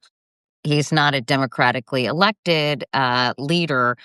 But I just wanted to really talk to you about this shift in U.S. foreign policy. But first, I think we need to talk about Venezuela, because I haven't talked to you since that Yeah. happened. What's your reaction? I think it's a nuanced conversation. There are a lot of people who are very happy that Maduro is gone. He was a very bad guy, but there are a lot of questions and concerns about the strategy and how the U.S. did this and what it portends for other countries. So what's your take on the whole thing?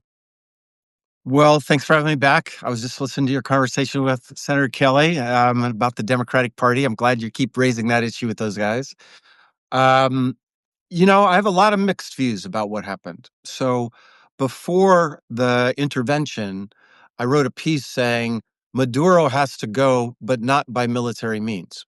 I think there were a lot of actions. If the goal was to actually help put pressure on the Maduro regime for a transition to democracy. I'm not going to go through them all now because that's past history. But there are a lot of things we could have done to put pressure on the regime to push it towards democratization. And, in academia, we have this phrase called pacted transitions. So it's not just the old regime leaves and a new regime comes in, but that elements of the old regime cooperate with elements of the democratic movement to pact a transition, and those are usually successful, right? That's Spain, that's Portugal, that's Poland, very famously, the Round Table in 1989. And that's what I thought we should have done. But President Trump chose a different option. So I was against that option. But once it happened, of course, just as you said, Maduro was the illegitimate dictator of Venezuela. He lost the 2024 election. That was documented to a more incredible and comprehensive extent than any parallel vote tabulation. That's what they're called. When the opposition has monitors at every precinct level, they ran their PVT better than any country in any decade ever. It was fantastic by all accounts of people that studied these things, including me. I've written about these things. And Gonzalez won, and it wasn't even close, 30 points margin, right? So Maduro had to go, and my Venezuelan friends in the opposition, they all were texting me, Mike, we're popping champagne tonight. But then the next day, when the president had his press conference, and he took credit for it and rightly celebrated our incredible soldiers, supported by our incredible intelligence agencies for pulling that off. We should all celebrate that. They didn't make the order, they didn't make the decision, but boy, did they execute it properly. And he wanted to get on TV to take credit for it, and he did. And he went on and on and on. I would listen to every minute of it. Compared it to World War II and things we've never done before. And then he said two deeply disturbing things. One, he mentioned the word oil 24 times and never mentioned the word democracy once. And that was the first red flag for me. And then he said, we're now running the country. I'm paraphrasing, of course, but he said, and then he turned to Hegseth and Rubio. I don't think those guys knew that they were in charge. He said, these guys behind me, they're in charge. And both of those things for me are really troubling. So on the first piece on democracy, it would have been so easy for him to say, we are now going to help a peaceful transition to democracy. We are going to recognize President-elect Gonzalez, because you rightly said many, many, many countries, including our own, never recognized Maduro as president. So we shouldn't call him President Maduro. That was very good of you to do that, by the way. A lot of people are making that mistake. And then he should have said, and we're going to work closely with his ally, Corina Machado, who just won the Nobel Peace Prize, and we're going to help make this a smooth transition. But instead, he threw her under the bus. He said, oh, she doesn't have support inside the country. They won 70% of the election, the electorate, the last time there was a vote. And he said, she doesn't have support. And that is really troubling to me because that suggests that Trump is not committed to a democratic transition. So why do you think he threw her under the bus, and why do you think he tapped the number two person who was basically, protesting the move and saying it was illegal and that Maduro was still the president? I mean, uh, do you have any insight into that? Yes. I mean, I'm not a reporter, so I don't want to pretend to be one on your show. But I have heard from lots of different folks, and my explanation is it's all about the oil. He just wants to get the Venezuelan oil. Kind of reminds me of the colonialism, right? We just are going to go there. We're going to send our soldiers in, and then if you don't give us your oil, we're going to invade again. And in the former vice president, now the president-elect, Delcy Rodriguez, he has somebody that he thinks is going to be a partner in that deal for us to get the oil. He has a special envoy, Rick Grenell, who's been dealing with Rodriguez to negotiate with her. And I think they've just decided that she will cooperate with them. And they're just not sure that the Democrats, the Democratic opposition, would do the same. Now, I think they're completely wrong about that. Personally, I think they're getting it exactly wrong. And maybe it's, let's just be clear, it's a very fluid situation. It could change. I'm not giving up hope yet. But I think if they help to pact a transition to democracy, the newly democratic government of Venezuela, and probably there'd have to be new elections, I'm confident that if it's Machado and her friends, these are people I know well, they're very pro-market. They're pro-privatization. They want our oil companies to invest in Venezuela. They would be trusted partners. Whereas working with Rodriguez, you're dealing with a corrupt dictatorship. Every single person that was in the Maduro regime is in place today, except one person. So that entire corrupt government is still there. And yeah, maybe they'll give us some bribes, right? They'll pay us off for a little bit. They're probably going to just try to wait Trump out. But do I have any confidence that they will be in a cooperative relationship with the United States for a long time? I don't. And I think if you're a CEO of an oil company right now, you got to think hard about that. You're going to invest billions and billions of dollars over many, many years on the word of Trump and Rodriguez. That seems to me to be a pretty precarious bet. And I'm not so sure that they're going to go in the way that President Trump wants them to do. After this happened, I interviewed Richard Haas, Mike, Hmm. and he basically said this is so unprecedented because it's foreign policy based on U.S. commercial interests. Um, has U.S. foreign policy ever been based? I imagine it has been based on commercial interests before, but can you talk about why this is such a dramatic shift in the attitude of the role of the United States on the world stage? Yeah, so it's not the first time. If you go back to the 19th century, yes, we're doing things abroad in the name of commercial interests all the time, especially in Latin America, by the way. And globally, of course, it's not the first time. We have a history of empires, 18th, 19th century.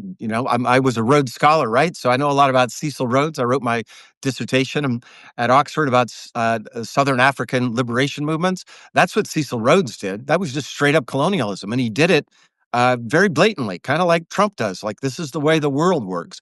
But compared to what we've been doing for the last century, I agree 100% with Richard.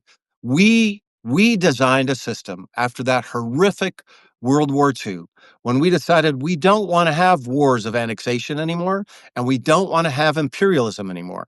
And we crafted a new international system with a lot of new institutions, including the United Nations and the World Bank and the IMF, where we said there are basically two central principles that both dealing with sovereignty.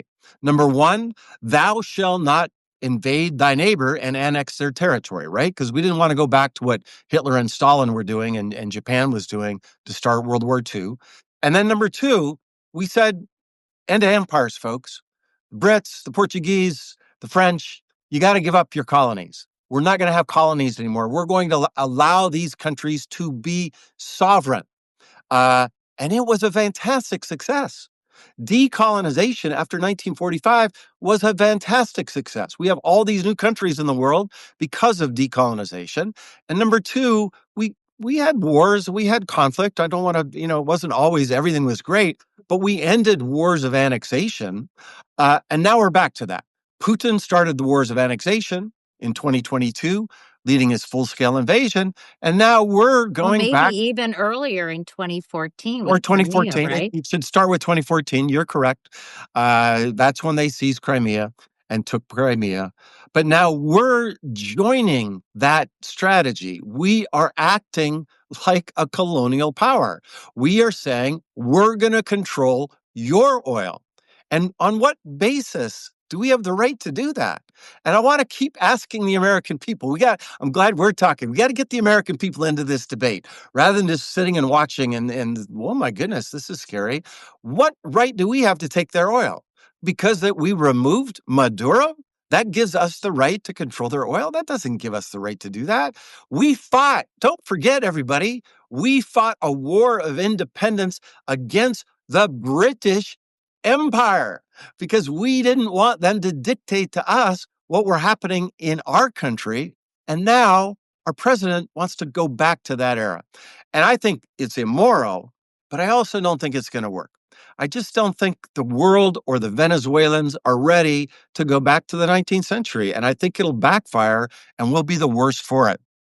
What do you think? I know you said it's already happened and you kind of mentioned this other strategy, but ideally, in the best of all possible worlds, as Dr. Pangloss would say, I mean, what could the United States have done that would have removed Maduro and ushered in a democratic system for the people of Venezuela with good and positive relationships with the United States that might have been to the benefit of our country?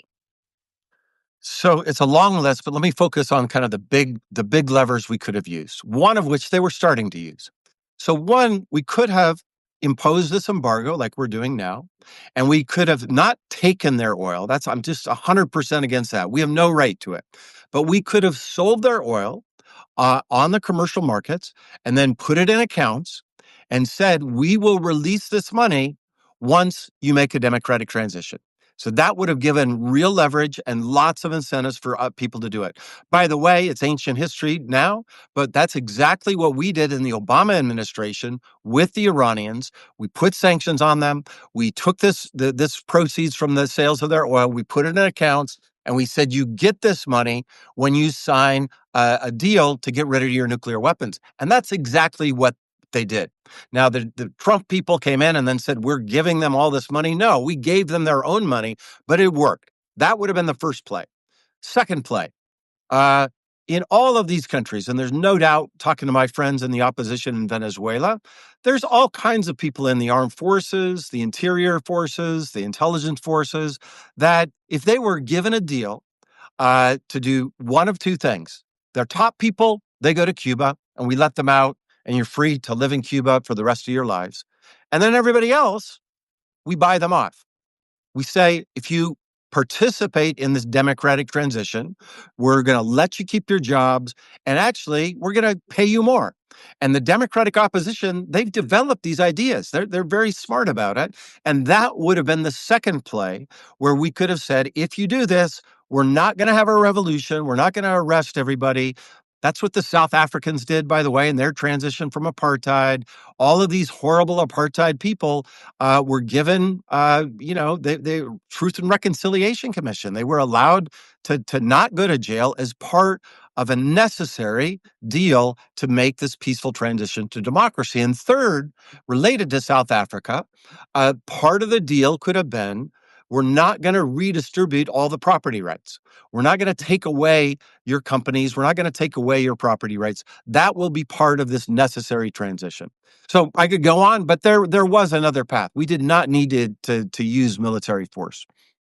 In a new interview with the New York Times, President Trump said that his power as commander in chief is constrained only by his own morality, brushing aside international law and other checks on his ability to use military might to strike, invade, or coerce nations around the world. I'm curious to hear your response to that. So I have two kinds of responses. Number one, in terms of international law, he's right in terms of just the empirics, but he's wrong in terms of what's good for America's national interests. So we are a superpower. There is no court of law. We don't have international law per se. There's nobody that can tell us what to do. If we want to invade Venezuela, we can. If we want to take Greenland, we have the power to do so. That is true in that sense with what President Trump said. But it's not in America's interests. That's the point we need to be talking about, because if we do this, Russia's going to do more of it. China is going to do more of it. Number one. Number two, we can bully countries that are weaker than us. We have the power to do it. But Katie, nobody likes a bully. No, they're not going to keep cooperating with us the minute they have the ability not to do what we're coercing them to do. They're going to defect. And in a world where there's only one empire, right, then you can get away with it. But we don't live in a world with just one great power. We live in a world with two. And over time, if we just keep bullying these small countries, they're going to move towards China. They're going to move towards relationships with China, including, by the way, some of our democratic allies in Europe. So that's the first one. The second, of course, is that maybe he's right about the international system, but he's not right about the Constitution. And he's going to learn a lesson about that right now, because they just did vote to constrain his powers in the Senate. And we're going to see a fight about that. I hope it doesn't end in a constitutional crisis. But he's wrong about our political system. He does not have the right to invade countries as he sees fit.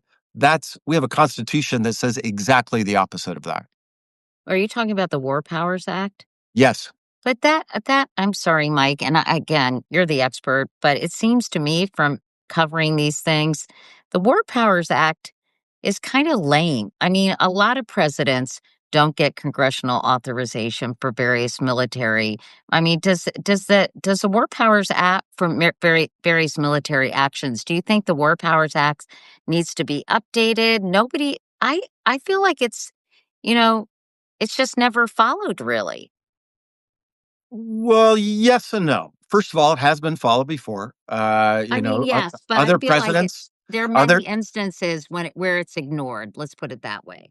yes. Although, these are degrees, right? And let's get into a little bit. So sometimes presidents do go to the Congress and get authorization. They do.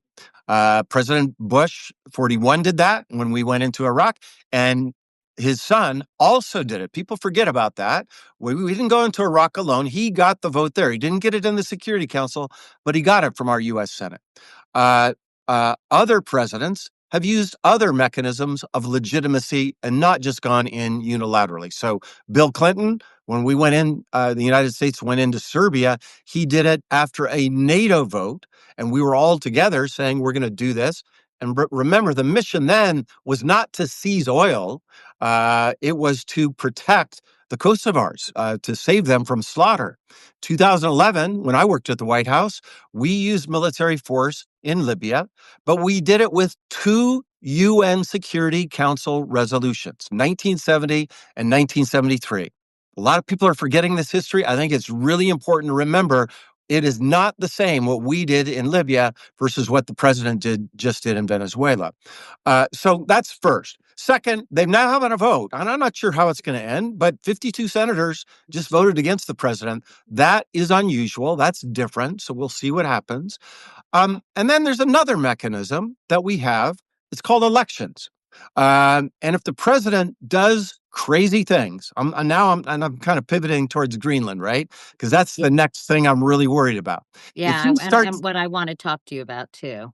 but at the end of the day, as long as we have free and fair elections, then the American people get a vote about these interventions as well. And I worked for a candidate that was against the war in Iraq. Back when it was really unpopular to be against the war in Iraq, he was against it even before he's in the Senate. And he maintained that position as a senator, Senator Barack Obama. And then because he had that position, he won the primary in the Democratic Party in 2008. And he believes, I don't know if it's true, but I know him personally. I've heard him say this 100 times, that was one of the central differences between him and Senator Clinton. And he took a hard line on that back when it was not popular to do it. And then he was elected president of the United States. So that mechanism, so far, there's threats to it, but so far that mechanism of controlling presidential neo-imperial activity is also still in place. Let's talk about the rumblings, and actually not just rumblings anymore. Talk about Greenland and threats to sort of these threats to Mexico and Colombia. And I wanted to talk to you about, like, especially Greenland, I think, because of NATO. Mark was talking about that a little bit and saying what a terrible mistake it would be. Can you just kind of opine on that and talk about why Greenland is even part of the conversation? So, in my lifetime, this is the dumbest foreign policy idea ever. I can't. I pause for a minute because there's been some other mistakes. And thank God they haven't done it. But if they invade Greenland, this will go down in history as the dumbest foreign policy move in the 21st century, 20th century. Maybe we got to go all the way back to the 19th. And let me explain why. Number one, we don't need to invade Greenland to protect our security interests in Greenland. You know why? Because Denmark, the Kingdom of Denmark, is our ally. Uh, they will do whatever we want to do in Greenland. We actually have an agreement. It was signed in 1951, where basically it gives us free reign to do whatever we want militarily in Greenland. So if we need to enhance, we need to build more bases, we need to have more soldiers there, we can do that without invading Greenland or without buying Greenland. And I just want to remind everybody, we have bases all over the planet. The Fifth Fleet, it's our biggest, most important fleet in the Middle East. You know where it's based? It's not based in the United States of America in a territory we annexed, 100 years ago. It's based in Bahrain. We don't need to annex Bahrain to have our fleet there. Seventh Fleet is in Japan. So what? Why Greenland? Why are they talking about this? I think and I could go on about why we could on the minerals too. Honestly, I think it's just a vanity project for President Trump. I think it's exactly like that ballroom that he's building. There was no demand from Americans. Oh my goodness, we need a ballroom for our parties at the White House. Let's all get together. Hundreds of thousands of Americans are protesting. Give us, please, a big ballroom. No, this is about Trump so that he can, decades from now, they'll say this is the ballroom that Trump built. And that's what he wants. He wants Greenland. This is Trump land. This is what President Trump did to expand the United States of America. I honestly think it's a vanity project, and it'd be one thing if it would be easy to do, like the ballroom, and okay, all these companies, including companies where I live, they're all paying for it. Okay, I don't like it, but okay, that's one thing. But this has big consequences to our security. It blows up NATO, alienates a country that went to war with us in Afghanistan, and I just think leads to, going back to that pre-World War II world of, well, if we can take Greenland, Xi Jinping can take Taiwan. What are we going to do about it? Putin can take Lithuania. What are we going to do about it? And a lot of other thugs all over the world will do the same. I just think it leads to a very, very bad outcome. You don't think it's about like I should know more about this. I'm embarrassed to say about, what are they talking about? The minerals and all this stuff that Greenland has that could be used for technology, etc. Rare earth minerals, I guess Render, they call. but same thing, Katie. Like rare earth minerals, we don't need to invade Greenland to mine them. We don't need to invade them to buy them. Uh, you know, uh, Canada's right next door. Alaska, you think we own those minerals only exist in Greenland? There's nowhere else on the planet. That's complete nonsense. And but that even if it were, you don't need to invade the territory to mine the minerals there. That's just absurd. And the Kingdom of Denmark and the people of Greenland, they've made it crystal clear. They will work with us if to extract these minerals. And by the way, it's a lot cheaper to sign a contract to do it than to invade. I just again, I just think if they really need minerals there, and we really need soldiers there to protect against the Russians and the Chinese, which, oh, by the way, paradoxically, they just told us in their national security strategy are no longer our enemies. So there's a bit of a contradiction there. But if we really need it, if all we need to do is to be good allies with Denmark, and we could do this in a cooperative way, not in this coercive way. And what would this do to NATO and our allies? Mark was talking about that a little bit, Mike, in terms of would this just blow up NATO? Yes, of course. Like, maybe NATO would limp on in some way, but de facto, NATO would be dead. Uh, and, I talk to Europeans all the time. Of course, publicly, they're all playing the same game that President Zelensky has to play and Machado has to play. They all think praising Trump is the only way you can deal with him.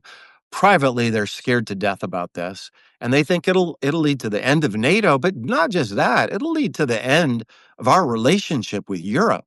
Don't expect our bases to stay in Europe after we invade Greenland. I can't. I'm not going to talk about things I shouldn't. But I'll bet you wouldn't be surprised if we have a lot of intelligence equipment around all those borders of Russia. Where are they at? They're in Europe. They're in NATO countries. We need them to be cooperative with us if we're really worried about those threats. And I've heard other Europeans say, to hell with you Americans. If you want to you want to play 19th century imperialism, knock yourself out in the Western Hemisphere, but we don't want to be a part of it. And we don't want your companies here. We don't want your tourists here. You want to go that way, we're going to get a divorce.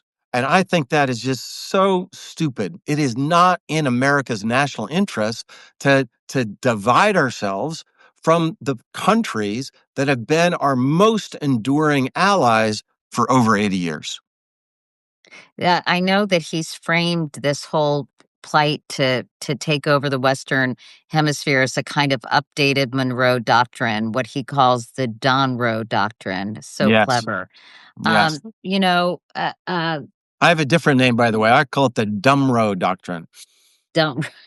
So, you know, do you see this as any coherent strategy? And, sort of who's behind this and his team. Who do you think is kind of the architect? I don't think it's Donald Trump per se. Who's behind the scenes kind of saying, this is what we have to do? We have to take over the Western Hemisphere and we have to disrupt what has been almost 100 years of U.S. foreign policy. That's a great question. I want to say honestly, you can have better guests than me to talk about the intramural politics of the Trump administration. I'm out here in California. They don't talk to me very much. So I think it's a really great discussion for somebody else. I'll tell you how it looks to me. Obviously, they're not united on this stuff. That's true. Secretary of State Rubio, for instance, we go back to Venezuela. He's somebody I've known for a long time. He was actually a senator in my confirmation hearings way back when in 2011. Let me tell you a little story about him, Katie. My kids were there. They were little guys at the time, my two sons, and they had to sit through this hearing. Went on for 4 hours, right? These things are really long, and they were super And patient. really boring. And they all got to get their licks in. And at the end of it, my sons didn't know who were Democrats and Republicans. And I asked them, well, who was your favorite senator? And with they didn't even skip a beat. They both said Rubio. They're like, wow, Rubio. And I said, why? And they said, well, Dad, he's a really nice guy. And he was super nice and friendly to me.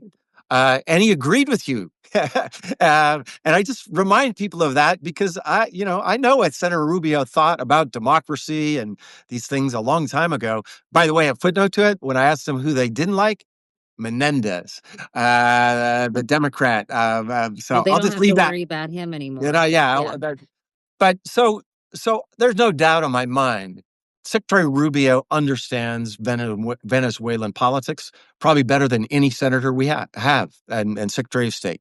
I know, I shouldn't say I know. I know people that have talked to him that understand that he would like this transition and he's willing to work on it. But others just think about it as oil and just think about it as imperialism. And I think there's a real rift there. I do. Stephen Miller obviously is out now. And I just want to point out he's the deputy chief of staff. Normally, the deputy chiefs of staffs and administrations are not on TV talking about our new imperial era in the way that he has been recently. I think there's tension there. And that gives me some hope, by the way, that they're not all united. Maybe there's an opportunity for more rational voices to eventually win the day. Rubio, the other day, just gave a lot of hope to my friends, my opposition friends from Venezuela, when he said there's going to be a three-part strategy here, and the third era is transition. Now they're worried that that could be, in 2035 or some outrageous thing, but they weren't saying that before. That was Rubio. Rubio also then said, with respect to Greenland, he said, "You guys, you're all just overreacting to Trump. He just wants to buy it. He doesn't want to actually invade." Again, I'm not a fan of putting a gun to a country's head and saying, "Sell it to us or else." That reminds me of The Sopranos, not American What do you mean? diplomacy. Wait, and what do you mean buy it? Like, since when do we buy countries? Well, we wouldn't buy all of Denmark. We would buy the territory of Greenland. And again, it goes back to the 19th century. This is all 19th century. We bought Alaska, as you remember, in the 19th century from the Russians. Um, but that gives me, I wanted to say this one more thing before I forget. I wanted people to remember the 19th century because they're throwing this out as the Monroe Doctrine. Is this some glorious time? Let's remember some other facts that happened in the 19th century. First, we fought a civil war. Wasn't such a glorious time. Second, we had slaves back then, folks. We want to go back to that. Third, Katie, people like you couldn't vote in America. That's some glorious time in American history. And then fourth, in terms of world history, it was a time of imperialism.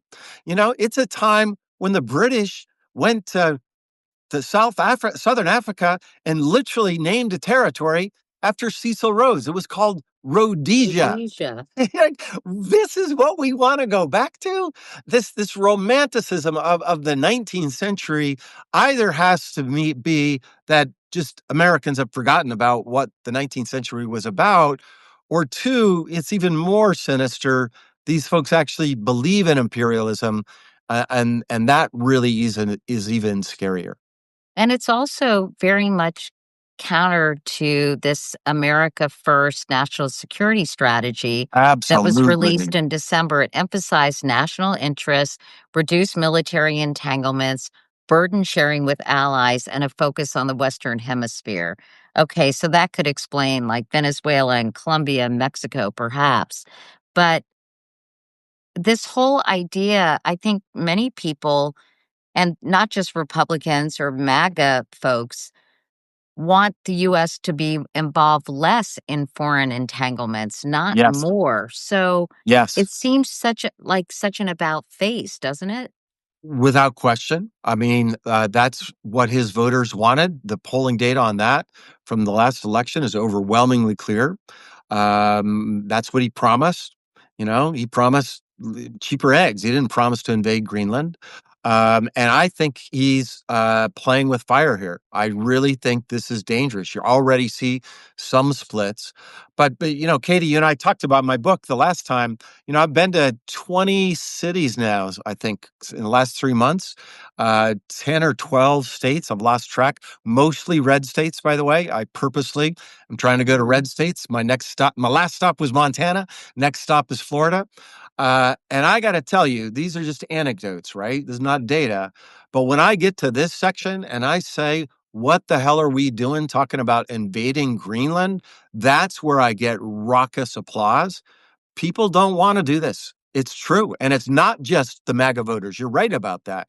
There is a sense that we don't want to be, involved in wars all over the place. And we not everybody believes we want to go back to the 1930s and isolationism. And most certainly I don't. But this idea that we're just going to use the military here and there to grab oil in Venezuela and minerals in Greenland, I think he is misreading the American people on this.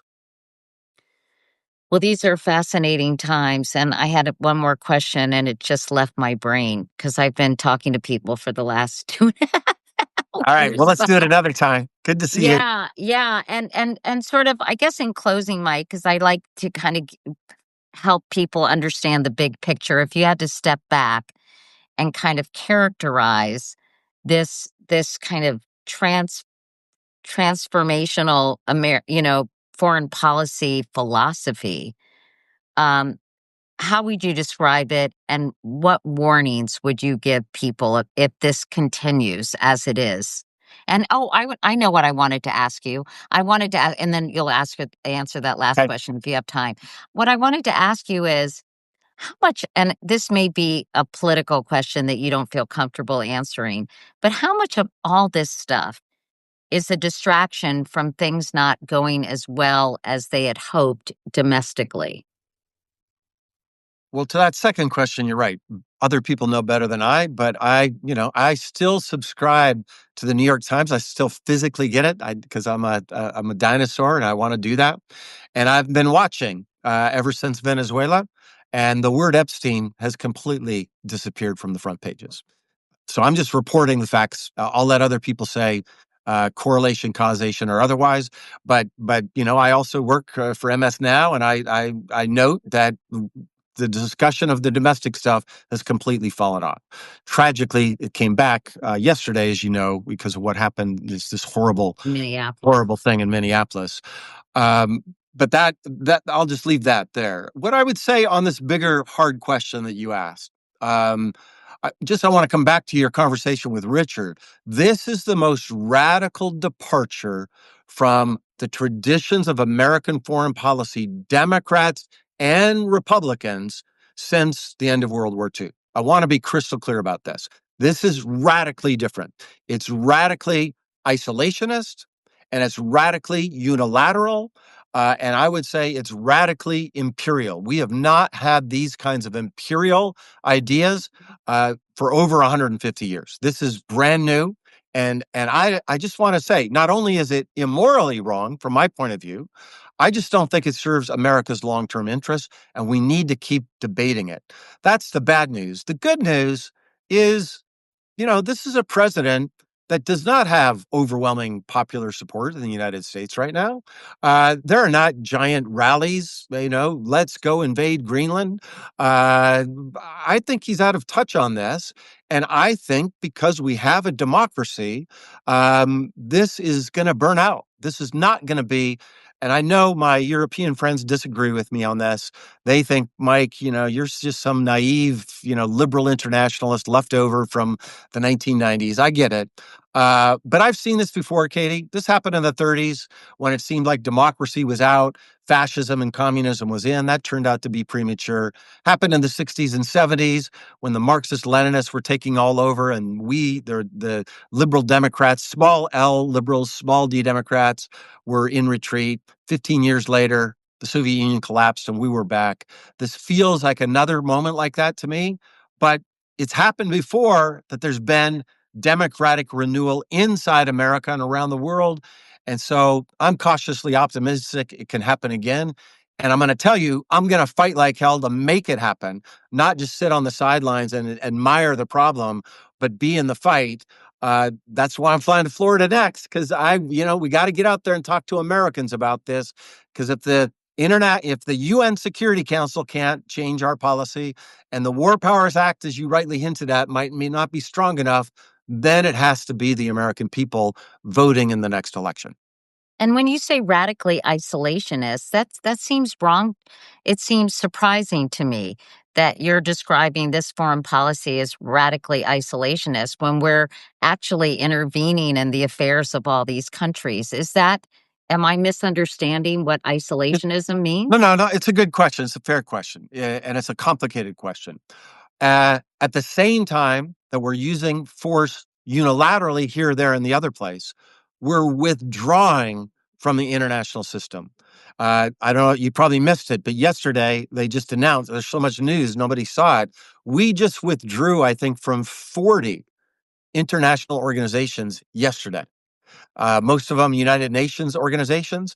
So he's doing both of those things. He's saying we don't want to participate in the international system, by the way, that we ourselves created. We're withdrawing, we're getting out of everything. And now we just want to fight in the jungle by ourselves. So that I should have been clear about that. Both of those phenomena are happening at the same time. Got it. Well, Mike, thank you so much. It's great to see you. I good to think see you. we have a lot of people, almost 5,000 people watching. I think this has been super helpful and useful, and to be continued is all I can say. All right. Good to see you. And have fun in Florida. I'd love to hear how that goes. Okay. Next book tour, Autocrats versus Democrats. I'll let you know how it goes. Okay. Thanks, All right. Mike. Bye-bye.